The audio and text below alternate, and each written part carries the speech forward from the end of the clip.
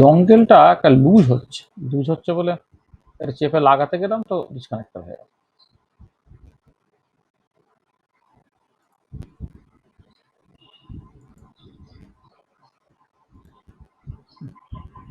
আচ্ছা, চল আমরা শুরু করি। হ্যাঁ,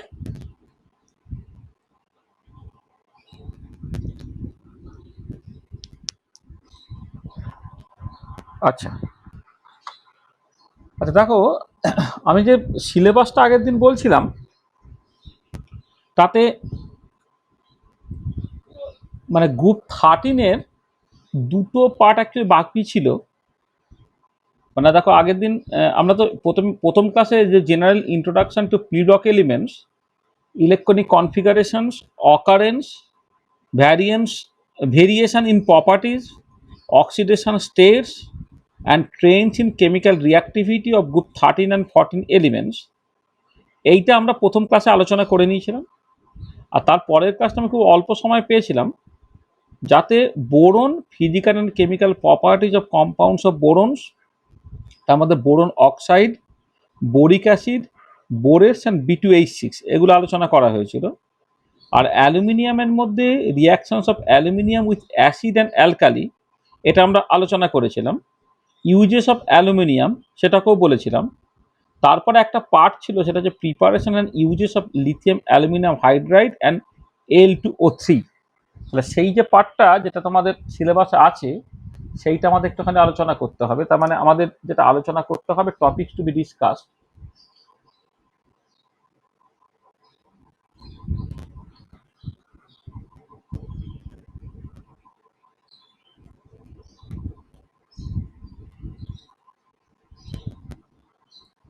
কি কি আলোচনা হবে। তাহলে যে জিনিসটা একটা বাকি ছিল সেটা হচ্ছে যে প্রিপারেশন অ্যান্ড ইউজেস অফ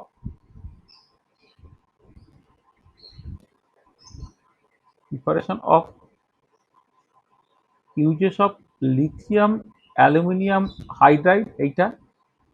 আর একটা যে preparation and uses, sorry,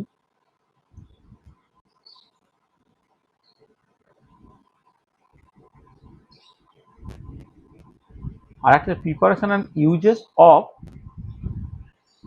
Al2O3। ঠিক আছে, এই দুটো জিনিস হচ্ছে গ্রুপ 13 থেকে বাকি আছে। ঠিক আছে, আচ্ছা তারপরে যে গ্রুপ 14 স্টার্ট হবে, এই দুটো হচ্ছে গ্রুপ 13-এ। আগের দিন গ্রুপ 13-এ যা বলা বলে দিয়েছিলাম। হ্যালো স্যার, আপনি মিউট হয়ে আছেন। হ্যাঁ, ও এরে, সে কি রে, এ বাবা, আচ্ছা আচ্ছা।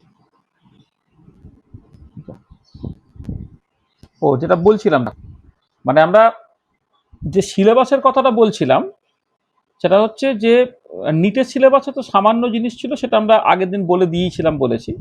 আর 11-এর সিলেবাসে যে পার্টটা আছে, সেই পার্টটাতে প্রথমে general introduction to p block elements, electronic configurations, occurrence, variation in properties, oxidation states and trends in chemical reactivity of group 13 and 14 elements, এইগুলো আমরা আগের দিন আলোচনা করে নিয়েছি। আচ্ছা, তারপরে সেকেন্ড ক্লাসে, মানে এটা ফার্স্ট লেকচার আমরা বলেছিলাম, সেকেন্ড লেকচার আমাদের ইন্টেনশন ছিল গ্রুপ 13টাকে নিয়ে কথাবার্তা বলা, কিন্তু সেই আমাদের ওই কি বলে মোবাইল সংক্রান্ত প্রবলেম হওয়ার জন্য আমরা খুব অল্প সময় ক্লাস নিতে পেরেছিলাম। সেখানে আমরা গ্রুপ 13 পুরোটাকে শেষ করতে পারিনি। তবে উপরে উপরে যেগুলো বলে দিয়েছিলাম সেটা হচ্ছে যে boron, physical and chemical properties of compounds of boron, তার মধ্যে boron oxide, boric acid, borax and B2H6, এটা ছিল। আর অ্যালুমিনিয়ামের মধ্যে reactions of aluminium with acid and alkali, সেটাকে আলোচনা করে দেওয়া হয়েছিল। ইউজেস অফ অ্যালুমিনিয়াম সেটা বলা হয়েছিল। আর দুটো জিনিস আমরা বলিনি, সেটা হচ্ছে preparation and uses of lithium aluminium hydride and Al2O3, এইটা। এগুলো সবটা হচ্ছে গ্রুপ 13-এর। আচ্ছা, এবারে গ্রুপ 14-এর যেটা ছিল, গ্রুপ 14-এরও খুব সামান্য কিছু জিনিসই তোমাদের আলোচনা করতে বলেছে। একটা হচ্ছে কার্বন, মানে আমাদের তো প্রথম দুটো করে এলিমেন্ট জাস্ট বলতে বলেছে, বোরন অ্যালুমিনিয়াম গ্রুপ 13, আর গ্রুপ 14-এ হচ্ছে কার্বন এবং সিলিকন। কার্বনের মধ্যে কার্বনের যেটা ভীষণ ইম্পর্টেন্ট প্রপার্টি, সেটা হচ্ছে ক্যাটিনেশন। এই ক্যাটিনেশন প্রপার্টিটা আমাদের আলোচনা করতে হবে। আচ্ছা, তারপরে এর যে বিভিন্ন অ্যালোট্রপিক ফর্মসগুলো আছে, অ্যালোট্রপিক ফর্মস, জাস্ট এই অ্যালোট্রপিক ফর্মসটা উল্লেখ করা আছে। দেখবে তোমাদের যদি যে কোনো বই তুমি দেখো, সেটা তোমাদের ছায়া প্রকাশনীর বই হতে পারে অথবা তোমার এনসিআরটির বই হতে পারে, তাতে অ্যালোট্রপিক ফর্মস নিয়ে কথাবার্তা বলতে গিয়ে তিনটে যে ক্রিস্টালাইন ফর্ম আছে, তোমার ডায়মন্ড,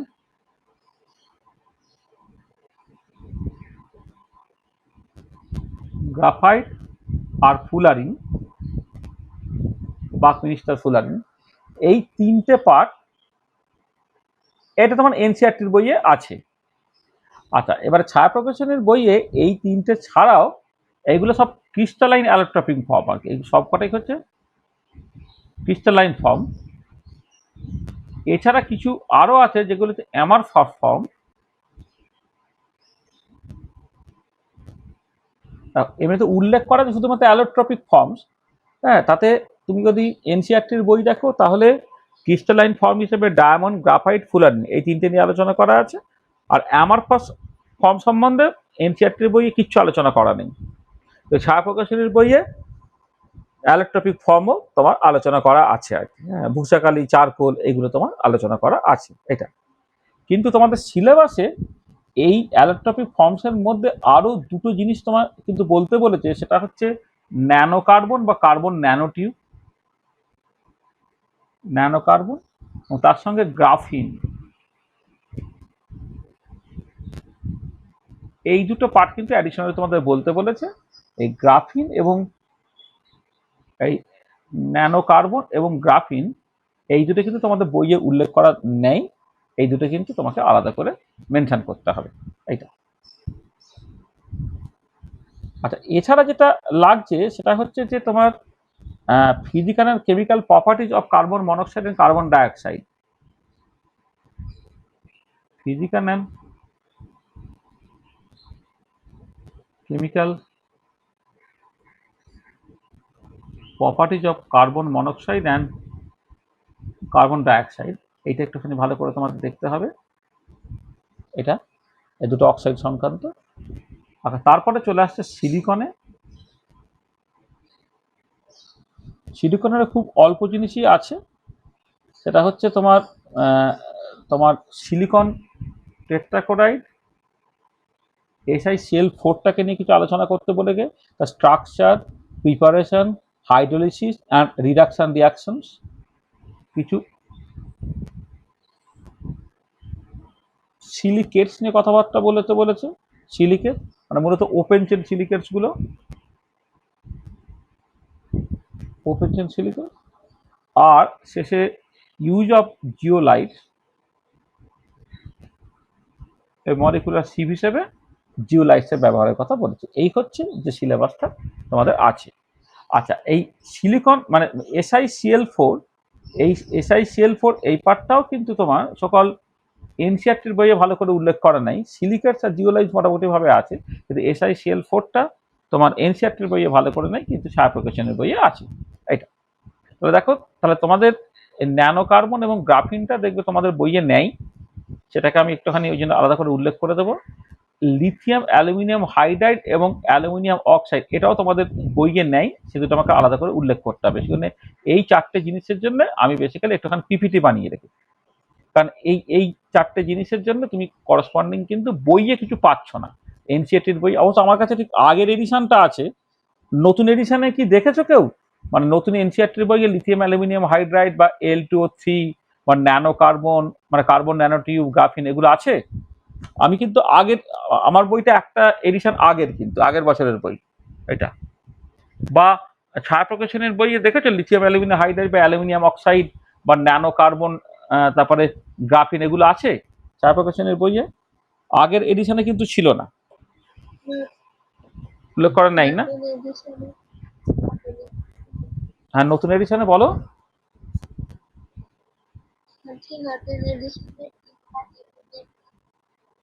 নেই? ও, তার মানে মানে বইয়ে তেমন কিছু চেঞ্জ হয়নি, শুধু আর কি যে চ্যাপ্টারগুলো বাদ যায় সেগুলো শুধু বাদ দিয়েছে। বা ছায়া প্রকাশনীতে আছে, তিশান দেখেছিস? না, দেখিনি। মানে আমার কাছে আগের এডিশনটা আছে, আমি আবার বলছি আগের এডিশনে কিন্তু এটা এগুলো নেই। তাহলে আমি ওই জন্য ওই কিছুটা একটুখানি মেটেরিয়ালও দরকার। তো দেখো এমনিতে এই এস ব্লক এলিমেন্ট বা পি ব্লক এলিমেন্ট এইটা তোমার সিলেবাসে যতটুকু আছে আমি শুধু ততটুকু পয়েন্ট আউট করে যাচ্ছি। এবারে কেউ যদি খুব ডিটেলে পড়তে চায় তাহলে কিন্তু অনেক পড়ার স্কোপ আছে, বইয়ে অনেক কিছু আছে। হ্যাঁ, কিন্তু এই জিনিসগুলো নেয় বলে আমি এইগুলো আলাদা করে পিপিটি বানিয়ে রেখেছি। হ্যাঁ, সেটা আমি একটুখানি বলে দেবো। আর SiCl4টা এটা এনসিআরটির বইয়ে নেই, কিন্তু SiCl4 খুব ইম্পর্টেন্ট একটা কম্পাউন্ড যেটা ছায়াপথ শ্রেণীর বইয়ে আছে, সেটা নিয়েও আমি জাস্ট কিছু জিনিসপত্র তোমাদের লিখে লিখে দেবো। আচ্ছা, প্রথমে আমরা এই লিথিয়াম অ্যালুমিনিয়াম হাইড্রাইড নিয়ে কিছু কথাবার্তা বলছি আর কি। দেখো এমনিতে আমি জাস্ট কুইকলি রিড আউট করছি, পরের দিকে যখন রিয়াকশনস গুলো থাকবে তখন তুমি আরো ভালো করে বুঝতে পারবে। যে lithium aluminium hydride also known as LaH বলা হয়, মানে সংক্ষেপে লিথিয়াম অ্যালুমিনিয়াম হাইড্রাইডকে দেখবে অর্গানিক কেমিস্ট্রিতে lithium aluminium hydride reducing agent হিসেবে দারুণভাবে ব্যবহৃত হয়। তো তখন LaH বলা হয়। LaH মানে লিথিয়াম অ্যালুমিনিয়াম হাইড্রাইড। এটা হ্যাঁ, আচ্ছা, এটা একটুখানি একটু সরাতে হবে এক সেকেন্ড।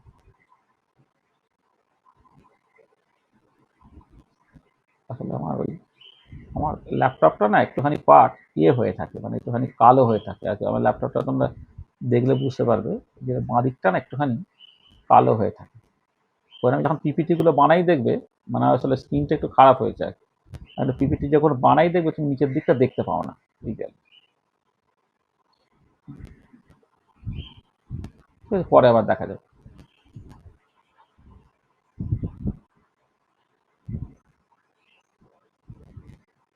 দেখো lithium aluminum hydride also known as LaH is a reducing agent that is commonly used in modern organic synthesis. It is a nucleophilic reducing agent that is best suited for reducing multiple polar bonds such as carbon monoxide. মানে organic chemistry তোমাদের তো 11-এর শুরুতে প্রায় কিছুই নেই। অর্গানিকে যখন তুমি carbonyl compound পড়বে তখন দেখবে লিথিয়াম অ্যালুমিনিয়াম হাইড্রাইড বা কার্বক্সিলিক অ্যাসিড যখন এবং তার ডেরিভেটিভ গুলো যখন পড়বে তখন দেখবে লিথিয়াম অ্যালুমিনিয়াম হাইড্রাইডের ইউজটা কি আছে।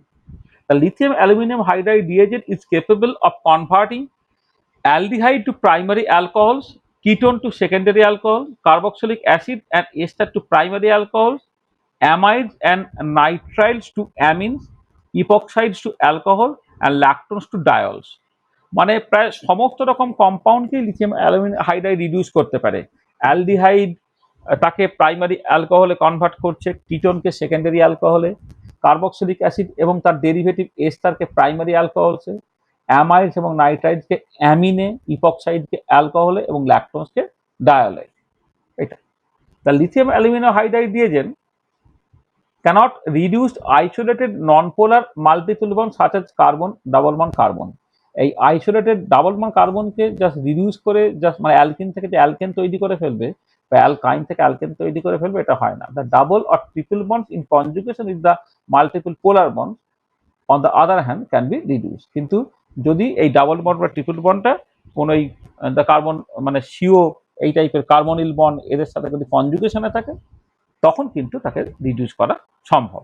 এটা আসলে যেটা হলো যে এই লিথিয়াম অ্যালুমিনিয়াম হাইড্রাইডের দেখা যায় মেন যে তার ইউজটা সেটা হচ্ছে যে অর্গানিক সিনথেসিসে সে একটা রিডিউসিং এজেন্ট হিসেবে কাজ করে। এবারে যেহেতু অর্গানিক কেমিস্ট্রি কিছুই পড়া হয়নি, সেখানে যে ইনফরমেশন গুলো বলা হচ্ছে সেগুলো একটু ফিল করতে তোমাদের অসুবিধে, কিন্তু যখন পরবর্তীকালে তুমি অর্গানিক কম্পাউন্ডে এই রিডাকশন গুলো পড়বে বা অ্যালকোহল প্রিপারেশন পড়বে from carbonyl compounds or carboxylic acid and derivative ইত্যাদি থেকে বা অ্যামাইডস নাইট্রাইডস থেকে যখন অ্যামিন তৈরি এসব তুমি শিখবে তখন কিন্তু বুঝতে পারবে। কিন্তু ডাবল বন্ড বা ট্রিপল বন্ড যদি আইসোলেটেড হয়, যদি কনজুগেশনে না থাকে, হ্যাঁ, রেজোনেন্সে টেক পার্ট না থাকে, তাহলে তাদেরকে রিডিউস করা যায় না। কিন্তু কোনো একটা পোলার বন্ডের সঙ্গে সে যদি কনজুগেশনে থাকে তখন তাকে রিডিউস করা সম্ভব। এইটা হচ্ছে এই what is lithium aluminium hydride as a whole, আমি এটাকে সামারাইজ করে দিয়েছি। কিন্তু তুমি তার স্ট্রাকচারটা প্রথমে দেখো। Structure of lithium aluminium hydride দেখো এই রকমের স্ট্রাকচার, বেসিক্যালি Li প্লাস আর LH4 মাইনাস, মানে এটা বেসিক্যালি টেট্রাহেড্রাল তার স্ট্রাকচার থেকে যাচ্ছে। তাই aluminium hydride LH4 minus ion hydrogen are arranged in a tetrahedral arrangement around L3 plus. The coordination of hydride H minus ions to L3 plus ion results in a its formation. Lithium plus centers are surrounded by 5 AlH4 minus tetrahedra in a structure. মানে তুমি এখানে তো তুমি just normally একটা single structure দেখছো, কিন্তু actually যেটা হয় লিথিয়াম প্লাস যেটা সেটা চারদিক তাহলে তোমার টোটাল চারটে, তাই তো? পাঁচটা অ্যালুমিনিয়াম হাইড্রাইড কিন্তু সে কিন্তু সারাউন্ডেড থাকে। এ বাইপিরামিড arrangement is formed by the lithium plus center being bonded to one hydrogen atom from each of the surrounding tetrahedra. মানে বেসিক্যালি কি হচ্ছে যে তোমার যে বাইপিরামিড যে স্ট্রাকচার হয়, এই বাইপিরামিড স্ট্রাকচারে তোমার বেসিক্যালি পাঁচটা, তো তোমার তখন বাইপিরামিড স্ট্রাকচার যদি হয় তাহলে তো ইকুয়েটরের পজিশনে তিনটে থাকে আর অ্যাক্সের পজিশনে দুটো থাকে, তাহলে পাঁচটা L H4 মাইনাস সে বেসিক্যালি কানেক্টেড থাকছে। মানে বেসিক্যালি ব্যাপারটা কিরকম দেখো, আমি মানে এটা তো সিঙ্গেল লিথিয়াম অ্যান্ড অ্যালুমিনিয়াম হাইড্রাইডের স্ট্রাকচার বলা হচ্ছে, কিন্তু যখন তুমি ক্রিস্টালটা দেখবে তখন এই তোমার স্ট্রাকচারটা এরকম তোমায় দেখাই।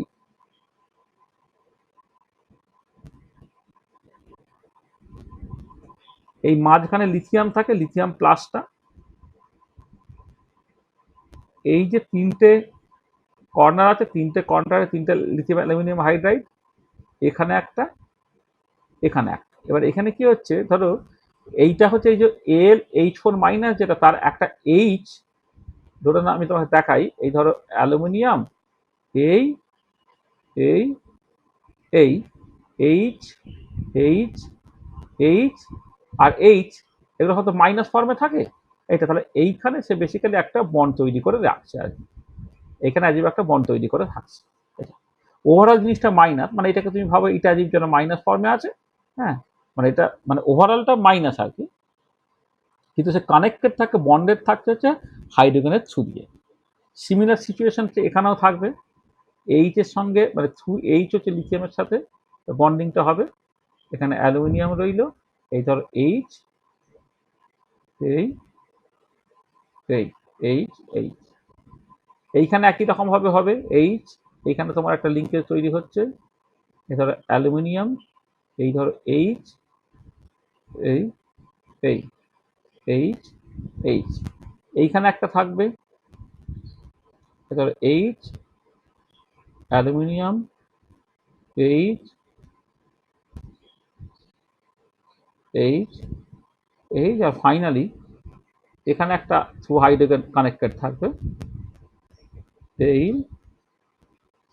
AlH H. মানে একটা যদি সিঙ্গেল পার্ট তুমি দেখো লিথিয়াম অ্যালুমিনিয়াম হাইড্রাইড, তার স্ট্রাকচারটা এরকম।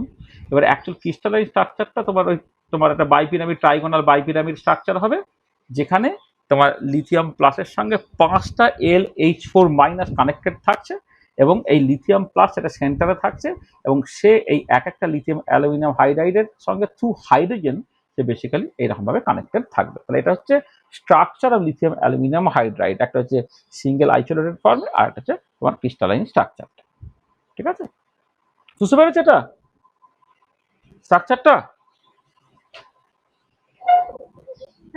হ্যাঁ, আর এইখানে যে বন্ডিংটা, এই বন্ডিং তো একদম কোভালেন্ট বন্ডিং নয়, এটা বেসিক্যালি সাম কাইন্ড অফ একটা ইলেকট্রোস্ট্যাটিক অ্যাট্রাকশন টাইপের হয়েছে আর কি। এইটা আমি ডটের লাইন দিয়ে তোমাকে দেখিয়েছি। চল, আচ্ছা, preparation of lithium aluminium hydride. Lithium aluminium hydride প্রিপারেশনের একাধিক মেথডের কথা বলা হচ্ছে। The reaction of lithium hydride and aluminium chloride produces lithium aluminium hydride. দেখো 4 lithium hydride প্লাস AlCl3, সেখান থেকে লিথিয়াম অ্যালুমিনিয়াম হাইড্রাইড তৈরি হচ্ছে, প্লাস 3LiCl, মানে দেখো লিথিয়াম অ্যালুমিনিয়াম হাইড্রাইড তোমার তৈরি হয়ে গেল। আচ্ছা, in addition to this method, the industrial synthesis requires the initial preparation of sodium aluminum hydride under the high pressure and temperature। প্রথমে সোডিয়াম অ্যালুমিনিয়াম হাইড্রাইড তারা মিলে সোডিয়াম অ্যালুমিনিয়াম হাইড্রাইড তৈরি হলো। Following that, lithium aluminum hydride is synthesized by a salt metathesis reaction as follows। মানে metathesis reaction মানে হচ্ছে just তুমি দেখো এই সোডিয়াম এবং লিথিয়াম তার কাছে ইন্টারচেঞ্জ করে গেছে, সোডিয়াম অ্যালুমিনিয়াম হাইড্রাইড তার সঙ্গে লিথিয়াম ক্লোরাইডের রিয়াকশন, সোডিয়ামটা ক্লোরিনের সঙ্গে রিয়াকশন করে সোডিয়াম ক্লোরাইড তৈরি করলো, বা সোডিয়াম Cl- এর সঙ্গে রিয়াক্ট করে সোডিয়াম ক্লোরাইড তৈরি করে ফেললো, আর লিথিয়ামটা এখানে ঢুকে গেল, পরে লিথিয়াম অ্যালুমিনিয়াম হাইড্রাইড দেখো তোমার তৈরি হয়ে গেল।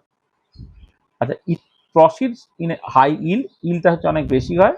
Filtration is use to remove LiCl from an ethereal solution of lithium aluminium hydride. আচ্ছা, লিথিয়াম অ্যালুমিনিয়াম হাইড্রাইড জলের সঙ্গে সে প্রচন্ড রিয়াকশনস করে, সেখানে একটা ইথার মিডিয়ামে তোমাকে এইখান থেকে যে লিথিয়াম অ্যালুমিনিয়াম হাইড্রাইড তৈরিটা হয়েছে সেখান থেকে তোমার এই যে LiClটা তোমাকে জাস্ট আলাদা করে ফেলতে হবে। তাহলে তুমি দুটো স্টেপে ভাবতে পারো, অ্যাকচুয়ালি লিথিয়াম হাইড্রাইডের সঙ্গে অ্যালুমিনিয়াম ক্লোরাইড রিয়াকশনের সঙ্গে সরাসরি লিথিয়াম অ্যালুমিনিয়াম হাইড্রাইড তৈরি হতে হবে, অথবা সোডিয়াম অ্যালুমিনিয়াম হাইড্রোজেন তারা হাই প্রেসারে সোডিয়াম অ্যালুমিনিয়াম হাইড্রাইড তৈরি করছে, তারপর তার সঙ্গে লিথিয়াম ক্লোরাইড রিয়াকশন ঘটালে লিথিয়াম অ্যালুমিনিয়াম হাইড্রাইড তোমার তৈরি হয়ে গেল। আচ্ছা, তার কতগুলো সিম্পল প্রপার্টিজ, ফিজিক্যাল প্রপার্টিজ দেখো। এই লিথিয়াম অ্যালুমিনিয়াম হাইড্রাইড, তার পুরো নামটা হচ্ছে লিথিয়াম অ্যালুমিনিয়াম হাইড্রাইড, তার মোলার মাস 37.95 গ্রাম পার মোল। এটা মানে দেখলেই বুঝতে পারো লিথিয়ামটা পাচ্ছ তুমি, লিথিয়ামের হচ্ছে তোমার ইয়েতে 3×6, অ্যালুমিনিয়ামে তোমার 13, লিথিয়ামে তো 6ই তো নাকি, 7, লিথিয়ামের 7, সরি লিথিয়ামের 7 প্লাস হচ্ছে অ্যালুমিনিয়ামের 13 প্লাস হাইড্রাইড 4টে আছে, তার 4, কত হচ্ছে? ও লিথিয়ামের 13 কেন, 13 তো তোমার অ্যাটমিক নাম্বার, এ হচ্ছে 27 হবে। মানে লিথিয়াম, আমি তো যখন মলিকুলার ওয়েট তোমার ক্যালকুলেট করছি, মলিকুলার ওয়েট ক্যালকুলেটের সময় অ্যালুমিনিয়ামেরটা হচ্ছে 27-এর কাছাকাছি আর কি, আর লিথিয়ামের হচ্ছে 7-এর কাছাকাছি, আর 4টে হাইড্রোজেন হচ্ছে 4। তাহলে কত হচ্ছে বলো তো? এখানে 27 আর 7,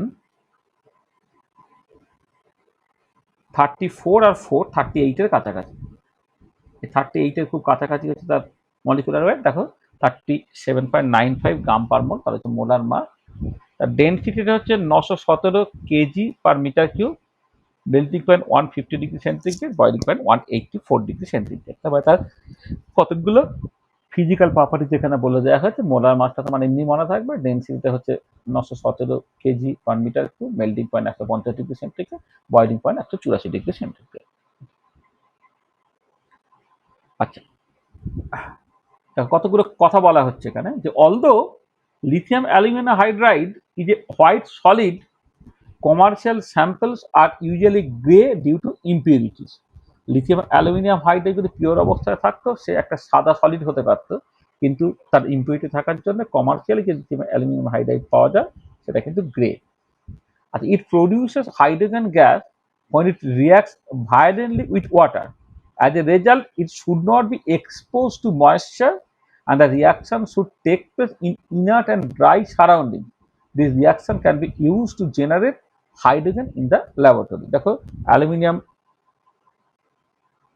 সরি এটা এটা হবে লিথিয়াম অ্যালুমিনিয়াম হাইড্রাইড আর কি, এখানে এলটা পড়েনি আর কি। এখানে lithium aluminium hydride plus 4H2O জলের সঙ্গে রিয়াকশন করে lithium hydroxide plus aluminium hydroxide plus hydrogen তৈরি করে, এবং রিয়াকশনটা খুব ভিগোরাস। ওই জন্য লিথিয়াম অ্যালুমিনিয়াম হাইড্রাইড এমনিতে ফাঁকা জায়গায় রাখা তোমার যাবে না, তোমার ওই যে ড্রাই বা ইনার্ট অ্যাটমসফিয়ারের মধ্যে রাখতে হবে, এটা ঠিক আছে, এটা মাথায় রাখবে। Okay, the reactions with lithium aluminum hydride as the reducing agent must be carried out in anhydrous non-protic solvents such as diethyl ether, tetrahydrofuran and so on. যেহেতু অ্যাকোয়াস মিডিয়ামে সে দারুণ বিস্ফোরণ সহ রিয়াকশন ঘটিয়ে হাইড্রোজেন তৈরি করে ফেলে, সেই জন্য তাকে স্টোরও করতে হবে এখন ড্রাই কন্ডিশনে, যেখানে যেন কোনোভাবে ময়েশ্চার না থাকে। আর তার নিয়ে যখন রিয়াকশন করব আমি লিথিয়াম অ্যালুমিনিয়াম হাইড্রাইড দিয়ে, যখন আমি বিভিন্ন রিয়াকশন স্টাডি করব, তখন তোমাকে ওই রিয়াকশনসটা ডাইথাইল ইথার মিডিয়ামে বা টেট্রাহাইড্রোফিউরান এই মিডিয়ামে তোমাকে করতে হবে। অ্যাকোয়াস মিডিয়ামে কিন্তু এই রিয়াকশন করতে পারা যাবে না। It has a high solubility in diethyl ether. However, due to the presence of catalytic impurities, it may spontaneously decompose in it. Despite its low solubility, tetrahydrofuran is the preferred solvent for lithium aluminum hydride. দেখো তোমার lithium aluminium hydride এবং diethyl ether দুটোই তুমি নন প্রোটিক solvent, মানে যেখানে যে H+ যায় না, তাদেরকে ব্যবহার করা যেত, কিন্তু ডাইথাইল ইথারের সঙ্গে কি হচ্ছে না, সে বেসিক্যালি স্পন্টিনিয়াসলি ডিকম্পোজ করে যাচ্ছে। সেই জন্য বেটার হচ্ছে টেট্রাহাইড্রোফিউরানকে ব্যবহার করা, মানে এমনিতে সলিবিলিটি ভালো হলে রিয়াকশন ভালো হবে। সেখানে লিথিয়াম অ্যালুমিনিয়াম হাইড্রাইড ডাইথাইল ইথারে রেখে তুমি রিয়াকশন করাটা খুব প্রভোকেটিভ, তুমি করতে চাইবে, কিন্তু এটা ইম্পর্টেন্ট যে ওই ডাইথাইল ইথার মিডিয়ামে কিন্তু লিথিয়াম অ্যালুমিনিয়াম হাইড্রাইড ডিসোসিয়েট করে যাচ্ছে। এখানে বেটার হচ্ছে তোমাকে যদিও সলিবিলিটি কম, সেরকম টেট্রাহাইড্রোফিউরান এই মিডিয়ামে অ্যাকচুয়ালি লিথিয়াম অ্যালুমিনিয়াম হাইড্রাইড দিয়ে তোমাকে রিয়াকশনগুলোকে ক্যারি আউট করতে হবে। আচ্ছা, usually the reactions are carried out with an excess of lithium aluminium hydride to remove moisture if any, a small amount of the reagent is added to the solvent. মানে যদি কোনো একটা ধরো প্রথমে আমি লিথিয়াম অ্যালুমিনিয়াম কেন access একটুখানি দিয়ে দিচ্ছি, ধরো যদি আমি যদিও নন পোটিক সলভেন্টের রিয়াকশনটা করবো ভাবছি, যদি কিছু ময়েশ্চার থেকে থাকে তুমি প্রথমে একটুখানি লিথিয়াম অ্যালুমিনিয়াম হাইড্রাইড দিয়ে দাও, যে জলটা থাকবে সেই জলটাকে ভেঙে দিয়ে সে হাইড্রোজেন তৈরি করে ফেলবে, অর্থাৎ যে ময়েশ্চারটা রয়ে গেছে ময়েশ্চারটা হাওয়া হয়ে গেল, তারপরে তুমি sufficient amount lithium aluminium hydride দিয়ে রিডাকশন এই প্রসেসটাকে করতে পারো। তাহলে দেখো এখানে আমি লিথিয়াম অ্যালুমিনিয়াম হাইড্রাইডের জলের সঙ্গে যে হাইলি সে যে রিয়াকশনটা করে আর কি করে হাইড্রোজেন উৎপন্ন করে সেইটা, এবং তার জন্য কি প্রিকশন নিতে হবে আমি বললাম। লিথিয়াম অ্যালুমিনিয়াম হাইড্রাইড যেখানে জলীয় বাষ্প আছে বা জলের ছিটেফোঁটা আছে তার সঙ্গে রিয়াকশনস করে হাইড্রোজেন তৈরি করে ফেলছে এবং যথেষ্ট এক্সপ্লোশন সহ রিয়াকশনসটা করছে। সেখানে আমি যেটা করবো যে মানে অ্যাকোয়াস মিডিয়ামে রিয়াকশনস করবো না, কোনো একটা নন প্রোটিক সলভেন্ট যেমন ডাইথাইল ইথার বা টেট্রাহাইড্রোফিউরান এইখানে রিয়াকশনসটাকে করতে হবে। আর ডাইথাইল ইথারের তুলনায় টেট্রাহাইড্রোফিউরানটা বেটার, কারণ ডাইথাইল ইথার হচ্ছে ডিকম্পোজ করে যায় in presence of lithium aluminium hydride. Tetrahydrofuran যদিও তো সলিবিলিটি কম, সেখানে এই ধরনের সমস্যা তোমার থাকছে না। আর কোন একটা রিয়াকশন ভেসেলে খুব সামান্য পরিমাণ ময়েশ্চার রয়ে গেছে কিনা সেটা বোঝার জন্য আমি লিথিয়াম অ্যালুমিনিয়াম হাইড্রাইড একটুখানি দিলাম, যদি জল থাকে সেটা অটোমেটিক্যালি ডিসোসিয়েট করে তোমার চলে যাবে, হাইড্রোজেন হিসেবে বেরিয়ে যাবে। ঠিক আছে, এই পেজে যে কথাগুলো বলা হয়েছে বুঝতে পেরেছো? ঠিক আছে, আচ্ছা আচ্ছা। During the workup, the reaction mixture is first chilled in an ice bath, and then the lithium aluminum hydride is quenched by a careful and very slow addition of ethyl acetate, followed by methanol, and finally cold water. মানে তোমাকে কি করতে হবে দেখো, যে যখন তুমি workup মানে কি রিয়াকশনটা হয়ে গেল, হয়ে যাওয়ার পরে যে তুমি যেটা ফিল্টার করবে এই যে পুরো প্রসেসটা, এটা কষার জন্য তোমাকে যেটা করতে হবে, যেহেতু লিথিয়াম অ্যালুমিনিয়াম হাইড্রাইড ময়েশ্চার থাকলে রিয়াকশনস করে ফেলবে, সেটা তোমাকে আইস বাথ। আইস বাথ মানে হচ্ছে তোমার মানে প্রচন্ড ঠান্ডা করতে হবে তোমাকে। ঠান্ডা করে হচ্ছে তুমি সেটাকে এই লিথিয়াম অ্যালুমিনিয়াম হাইড্রাইড সেটাকে যদি তুমি ইথাইল অ্যাসিটেটের সঙ্গে রিয়াকশন করা, লিথিয়াম ইথাইল অ্যাসিটেট হচ্ছে লিথিয়াম অ্যালুমিনিয়াম হাইড্রাইডের সঙ্গে রিয়াকশন করে তাকে কোয়েঞ্চ করে ফেলে, সেটা পরে আবার ইথাইল অ্যাসিডকে সরিয়ে দেওয়া যায় এটা। তারপরে তোমার মিথানল এবং ফাইনালি জল দিয়ে তোমাকে ওয়ার্কআপ করতে হবে। প্রথমে লিথিয়াম অ্যালুমিনিয়াম হাইড্রাইড যেটা এক্সেস রয়ে গেছে সেটাকে তুমি কি করবে, ইথাইল অ্যাসিডের দিয়ে রিয়াকশন করে তাকে সরিয়ে নেবে, তারপরে তুমি ডাইথাইল ইথার দেবে, তারপরে মিথানল দেবে, তারপরে তুমি কোল্ড ওয়াটার দেবে। এইরকমভাবে ওই কম্পাউন্ড যেটা আছে সেটাকে তোমাকে ওয়াশ করতে হবে। Sometimes the reagent is decomposed by gradually adding undried solvent and then dilute sulfuric acid to the reaction mixture. মানে sometimes the reagent is decomposed by gradually adding undried solvent and then dilute sulfuric acid to the reaction mixture. মানে তোমার যদি এই lithium aluminium hydride access তোমার থেকে যায় সেটাকে তুমি ডিকম্পোজ করিয়ে ফেলতে পারো। তোমাকে জাস্ট ওই মানে যেটা মানে একটুখানি ধরো মানে ওই হতে হয় না, সামান্য হয়তো দেখা যাচ্ছে যে সলভেন্টটা ব্যবহার করছে সেই সলভেন্টটা অতটা ড্রাই নয়, সেখানে কিছুটা ময়েশ্চার রয়ে গেছে, তখন সে লিথিয়াম অ্যালুমিনিয়াম হাইড্রাইডের সঙ্গে রিয়াকশন করে ওটা ডিকম্পোজ করে দেবে, তখন তোমাকে ফাইনালি ওই ডাইলিউট সালফিউরিক অ্যাসিড তোমাকে ব্যবহার করতে হবে। তাহলে এইগুলো কি হচ্ছে, এই যে কথাগুলো বললাম না, এই যে পুরো আগেরটা এবং এইটা দুটো পেজ জুড়ে এটা অ্যাকচুয়ালি ওই সিনথেটিক মানে যারা সিনথেটিক অর্গানিক কেমিস্ট্রিতে কাজ করবে, যারা বেসিক্যালি অর্গানিক কেমিস্ট্রি রিয়াকশনগুলো ল্যাবরেটরিতে করবে, তারা কি টাইপের প্রিপারেশন নেবে আর কি, কিভাবে কিভাবে মানে সে এটা নেবে, আগে থেকে কি ধরনের সতর্কতা নেবে আর কি, তার জন্য এই কথাগুলোকে বলা হয়েছে। এটা অতটা তোমার ইম্পর্টেন্ট না, তুমি এখান থেকে যেটা মনে রাখবে শুধুমাত্র এই রিয়াকশনটাকে মনে রেখো। লিথিয়াম অ্যালুমিনিয়াম হাইড্রাইড সে বেসিক্যালি জলের সঙ্গে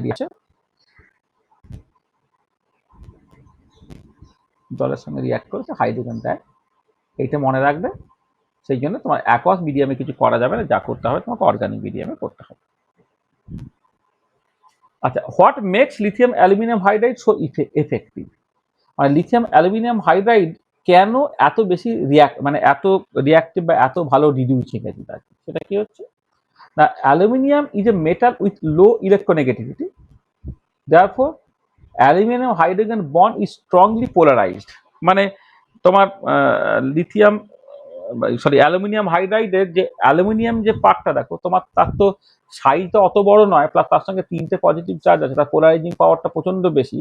সেখানে অ্যালুমিনিয়ামের সঙ্গে হাইড্রোজেনের যদিও কোভ্যালেন্ট বন্ড আছে, কিন্তু অ্যালুমিনিয়াম 3+ পোলারাইজিং পাওয়ার খুব বেশি বলে সে কিন্তু ওই বন্ডটাকে প্রায় মানে দারুণভাবে পোলারাইজ করে দিয়ে অ্যালুমিনিয়ামের মাথায় ডেল্টা পজিটিভ চার্জ আর হাইড্রোজেনের মাথায় ডেল্টা নেগেটিভ চার্জ হয়ে যায়।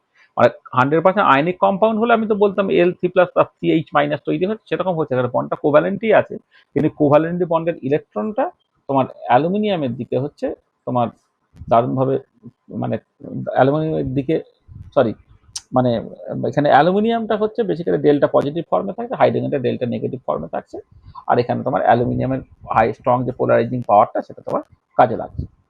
আচ্ছা, the abnormal polarization and oxidation state of -1 of hydrogen which is normally positive result is a high reactivity। দেখো এমনিতে হাইড্রোজেন কি হয়, H+ ফর্মে থাকে, কিন্তু লিথিয়াম অ্যালুমিনিয়াম হাইড্রাইডে কিন্তু হাইড্রোজেন H- ফর্মে আছে, সেইটা তার প্রচন্ড রিঅ্যাক্টিভিটির জন্য responsible. The abnormal polarization and oxidation state of -1 of hydrogen, এটা বললাম, এটা সরি, এটা particular with atoms that can accept electrons। আচ্ছা, হয়ে গেল। allowing the hydrogen to becomes positive again। আচ্ছা, এবারে কি হচ্ছে না, এক্ষেত্রে এই হাইড্রোজেন সে তোমার ওই H- এর থ্রু দিয়ে সে একটা রিডাকশনটাকে করছে আর কি, মানে লিথিয়াম অ্যালুমিনিয়াম হাইড্রাইডে হাইড্রোজেনের থ্রু দিয়ে রিডাকশনটা হচ্ছে। হাইড্রোজেন এখানে H- ফর্মে থাকে, যদিও তার অ্যাকচুয়ালি H+ চলে যাওয়ার ইচ্ছে। তাহলে এবারে দেখো অক্সিডেশন নাম্বার দিয়ে যদি তুমি ভাবো যে লিথিয়াম অ্যালুমিনিয়াম হাইড্রাইডে এই হাইড্রোজেনটা হচ্ছে তোমার অক্সিডেশন স্টেটে -1, সেইখান থেকে তোমার যাই তৈরি হোক না কেন, যখন হাইড্রোজেন ফর্মে যখন তৈরি হবে, মানে হাইড্রোজেন বা কিছু একটা ধরো মানে জল বা যাই হোক একটা, যখন একটা তৈরি হচ্ছে হাইড্রোজেন, সে বেসিক্যালি +1 ফর্মে যায়। তাহলে এই -1 ফর্মে থেকে এটা হচ্ছে মানে আমি মানে এটা H বা কিছু একটা মানে কারো একটা সঙ্গে রিয়াকশন মানে মানে কিছু একটা রিয়াকশন হচ্ছে আর কি। হ্যাঁ, তোমার সেটা মানে যেটা কথা হচ্ছে যে এখানে যে বাকি ধরো ধরো অ্যালকোহল বা কিছু যা কিছু একটা তৈরি হচ্ছে হয়তো, এটা যখন তৈরি হচ্ছে আর কি, এখানে হাইড্রোজেনটা যে +1 স্টেগে যাবে, তাহলে -1 থেকে +1 যাওয়ার জন্য অক্সিডেশন নাম্বারটা বেড়ে যাচ্ছে। তাহলে এটা এখানে হচ্ছে অক্সিডেশন নাম্বারটা হচ্ছে তোমার ইনক্রিজ করছে। তাহলে এর অক্সিডেশন নাম্বারটা ইনক্রিজ করলো মানে নিজে অক্সিডাইজ হলো, তাহলে সে অপরকে রিডিউস করলো। তার মানে এটা মোদ্দা কথা দেখো, এক্ষেত্রে কেন লিথিয়াম অ্যালুমিনিয়াম হাইড্রাইডটা স্পেশাল সেটা আমি জাস্ট কথায় বলে দিই, সেটা পরে তুমি রিড আউট করে নেবে। যে লিথিয়াম অ্যালুমিনিয়াম হাইড্রাইডের হাইড্রোজেনটা হচ্ছে তার অক্সিডেশন স্টেটটা -1, আর হাইড্রোজেন তো নর্মাল কোন একটা কম্পাউন্ডে সে +1 অক্সিডেশন স্টেটে থাকে। সেই জন্য লিথিয়াম অ্যালুমিনিয়াম হাইড্রাইডের যে হাইড্রোজেনটা সে -1 অক্সিডেশন স্টেট থেকে +1 অক্সিডেশন স্টেটে যেতে চায়, বা কখনো কখনো যদি হাইড্রোজেন মলিকুল তৈরি হয় তখন সে 0 অক্সিডেশন স্টেটে যেতে চায়। তাহলে -1 অক্সিডেশন স্টেট থেকে 0 বা +1 অক্সিডেশন স্টেটে যাচ্ছে বলে এর নিজের অক্সিডেশন ঘটছে, তারপরে সে বেসিক্যালি অপরকে রিডিউস করছে। সেখানে লিথিয়াম অ্যালুমিনিয়াম হাইড্রাইড হচ্ছে এত ভালো রিডিউসিং এজেন্ট। তাহলে বুঝতে পারলে কি হলো? তাহলে আমি যেটা বলছি শোনো ভালো করে, যে লিথিয়াম অ্যালুমিনিয়াম হাইড্রাইড হাইড্রোজেন তার অক্সিডেশন স্টেট -1, যে কম্পাউন্ডটা তৈরি হবে সেখানে হাইড্রোজেন ইউজুয়ালি +1 অক্সিডেশন থাকে, আর হাইড্রোজেন মলিকুল তৈরি হলে সে বেসিক্যালি +0 অক্সিডেশন স্টেটে থাকে। তাহলে -1 থেকে 0 বা -1 থেকে +1 যাই হোক না কেন, অক্সিডেশন নাম্বারটা বাড়ছে, তার অক্সিডেশন নাম্বারটা বাড়ছে বলে তোমার সে নিজে অক্সিডাইজ হচ্ছে মানে অপরকে রিডিউস করছে, সে দেখে দারুণ ভালো রিডিউসিং এজেন্ট। ঠিক আছে, বোঝাতে পারলাম?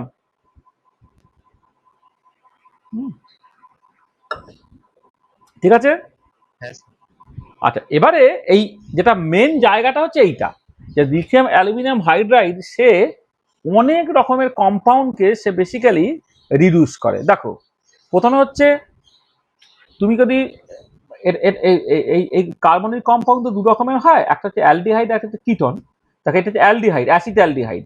অ্যাসিড অ্যালডিহাইড থেকে প্রাইমারি অ্যালকোহল তৈরি হলো, ইথানল তৈরি হলো। অ্যাসিড অ্যালডিহাইড থেকে ইথানল তৈরি হলো। আর এই কার্বনিল কম্পাউন্ড যেটা অ্যাসিটোন বলা হয় এটাকে, এই কার্বনিল কম্পাউন্ড থেকে তাকে সেকেন্ডারি অ্যালকোহল তৈরি হলো। তাহলে প্রথমে হচ্ছে কার্বনিল কম্পাউন্ডকে রিডিউস করে সে অ্যালকোহল তৈরি করে। যদি তুমি প্রাইমারি অ্যালকোহল তুমি সরি অ্যালডিহাইড নাও, তাহলে প্রাইমারি অ্যালকোহল তৈরি হবে। আসলে এগুলো অর্গানিক কেমিস্ট্রিতে পড়বে। প্রাইমারি মানে হচ্ছে যেই ওয়েস্টে যে কার্বনের সাথে যুক্ত, সে একটা কার্বনের সাথে যুক্ত থাকছে। আর সেকেন্ডারি মানে হচ্ছে ওইচটা যে কার্বনের সাথে যুক্ত সে দুটো কার্বনের সাথে যুক্ত আছে। আর টার্সিয়ারি মানে হচ্ছে ওইচটা যে কার্বনের সাথে যুক্ত সেখানে সে তিনটে কার্বনের সাথে যুক্ত আছে। এক্ষেত্রে প্রাইমারি এবং সেকেন্ডারি অ্যালকোহল তৈরি হচ্ছে। আচ্ছা, তুমি যদি কোনো একটা কার্বক্সিলিক অ্যাসিড বা তার কোনো ডেরিভেটিভ নাও, ধর কার্বক্সিলিক অ্যাসিড হতে পারে, এস্টার হতে পারে, অ্যাসিড ক্লোরাইড হতে পারে। Carboxylic acid, ester, acid chloride যাই হোক না কেন, তার সঙ্গে তুমি যদি লিথিয়াম অ্যালুমিনিয়াম হাইড্রাইড নাও, তার সঙ্গে রিয়াকশন করে দেখো এই প্রাইমারি অ্যালকোহল তৈরি হচ্ছে। এটা হচ্ছে 1 ডিগ্রি অ্যালকোহল বা প্রাইমারি অ্যালকোহল, এটা প্রাইমারি অ্যালকোহল, এটার জন্য প্রাইমারি অ্যালকোহল। তাহলে কার্বক্সিলিক অ্যাসিড বা তার বিভিন্ন যে ডেরিভেটিভ, তার সেও তোমার কার্বক্সিলিক, সেও মানে রিডিউসড হয়ে অ্যালকোহল তৈরি করে in presence of lithium aluminium hydride.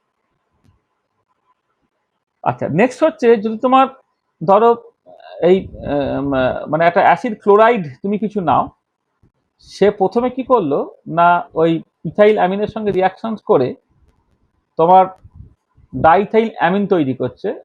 মানে এখানে এক সেকেন্ড দেখো, lithium aluminium hydride reducing amides to amine, তাহলে এটা হচ্ছে একটা অ্যামাইড তৈরি হয়েছে। হ্যাঁ, দাঁড়া,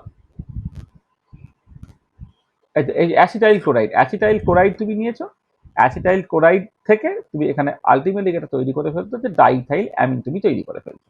হ্যাঁ, এই যে ধরো এখানে এমনি অ্যামোনিয়া হতে পারতো, অ্যামোনিয়ার একটা হাইড্রোজেন রয়ে গেছে আর দুদিকে এদিকে একটা ইথাইল গ্রুপ, এদিকে একটা ইথাইল গ্রুপ ঢুকে গেছে বলে এটা ডাইথাইল অ্যামিন বলা হচ্ছে।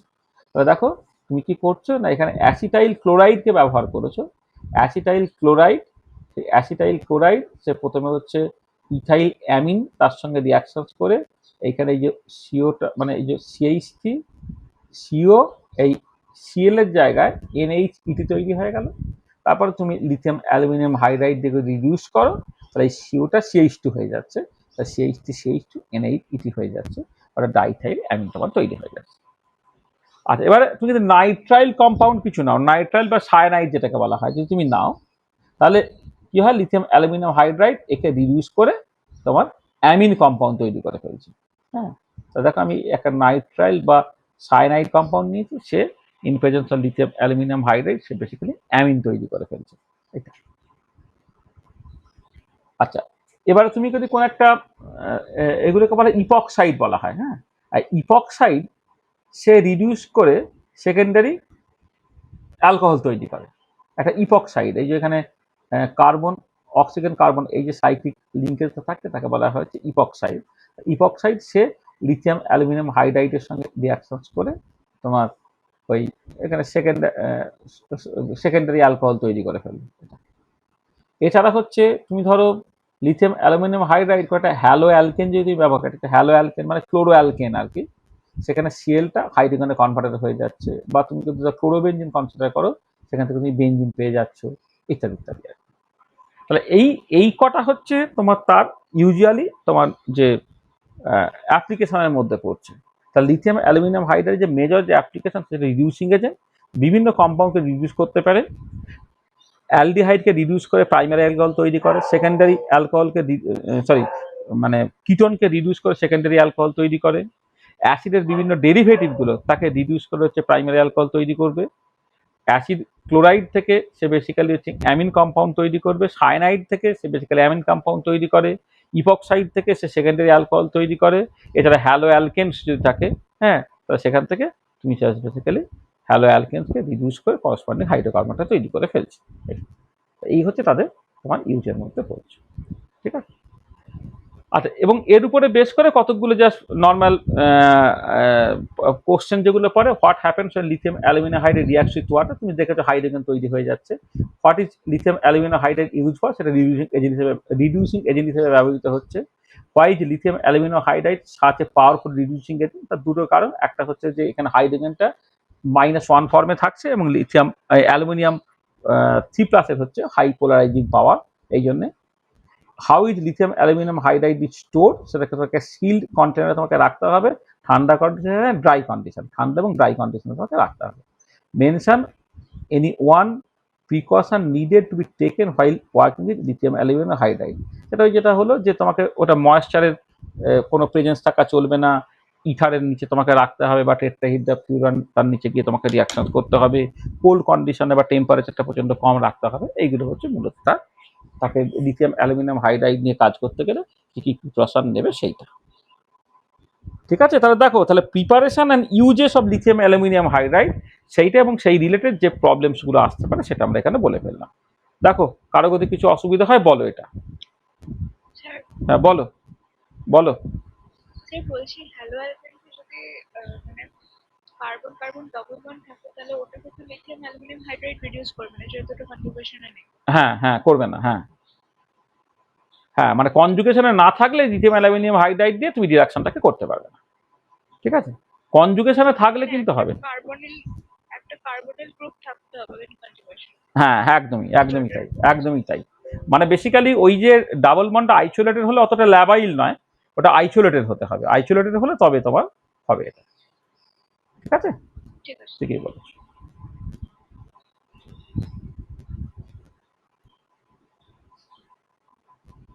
একদম।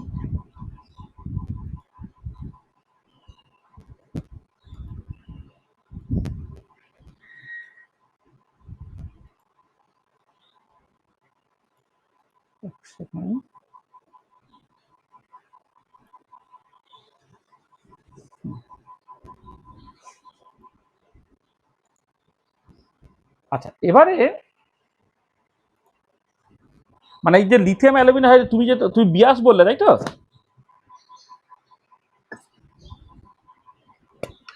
হ্যাঁ, মানে তোমার যত অর্গানিকটা পড়া আছে তুমি পরিষ্কার বুঝতে পারছো যে যখন তুমি ওই অর্গানিকে অ্যালকোহলের প্রিপারেশন বা কার্বনিল কম্পাউন্ড বা অ্যাসিড এবং অ্যাসিড ডেরিভেটিভের যে সমস্ত রিয়াকশনসগুলো পড়ো, সেখানে লিথিয়াম অ্যালুমিনিয়াম হাইড্রাইড কিন্তু একটা ভীষণ ইম্পর্টেন্ট রোল প্লে করছে। ঠিক আছে, এটা তুমি তো অলরেডি দেখেছো আর কি। হ্যাঁ, মানে দারুণ ভালো রিডিউসিং এজেন্ট আর কি সেটা।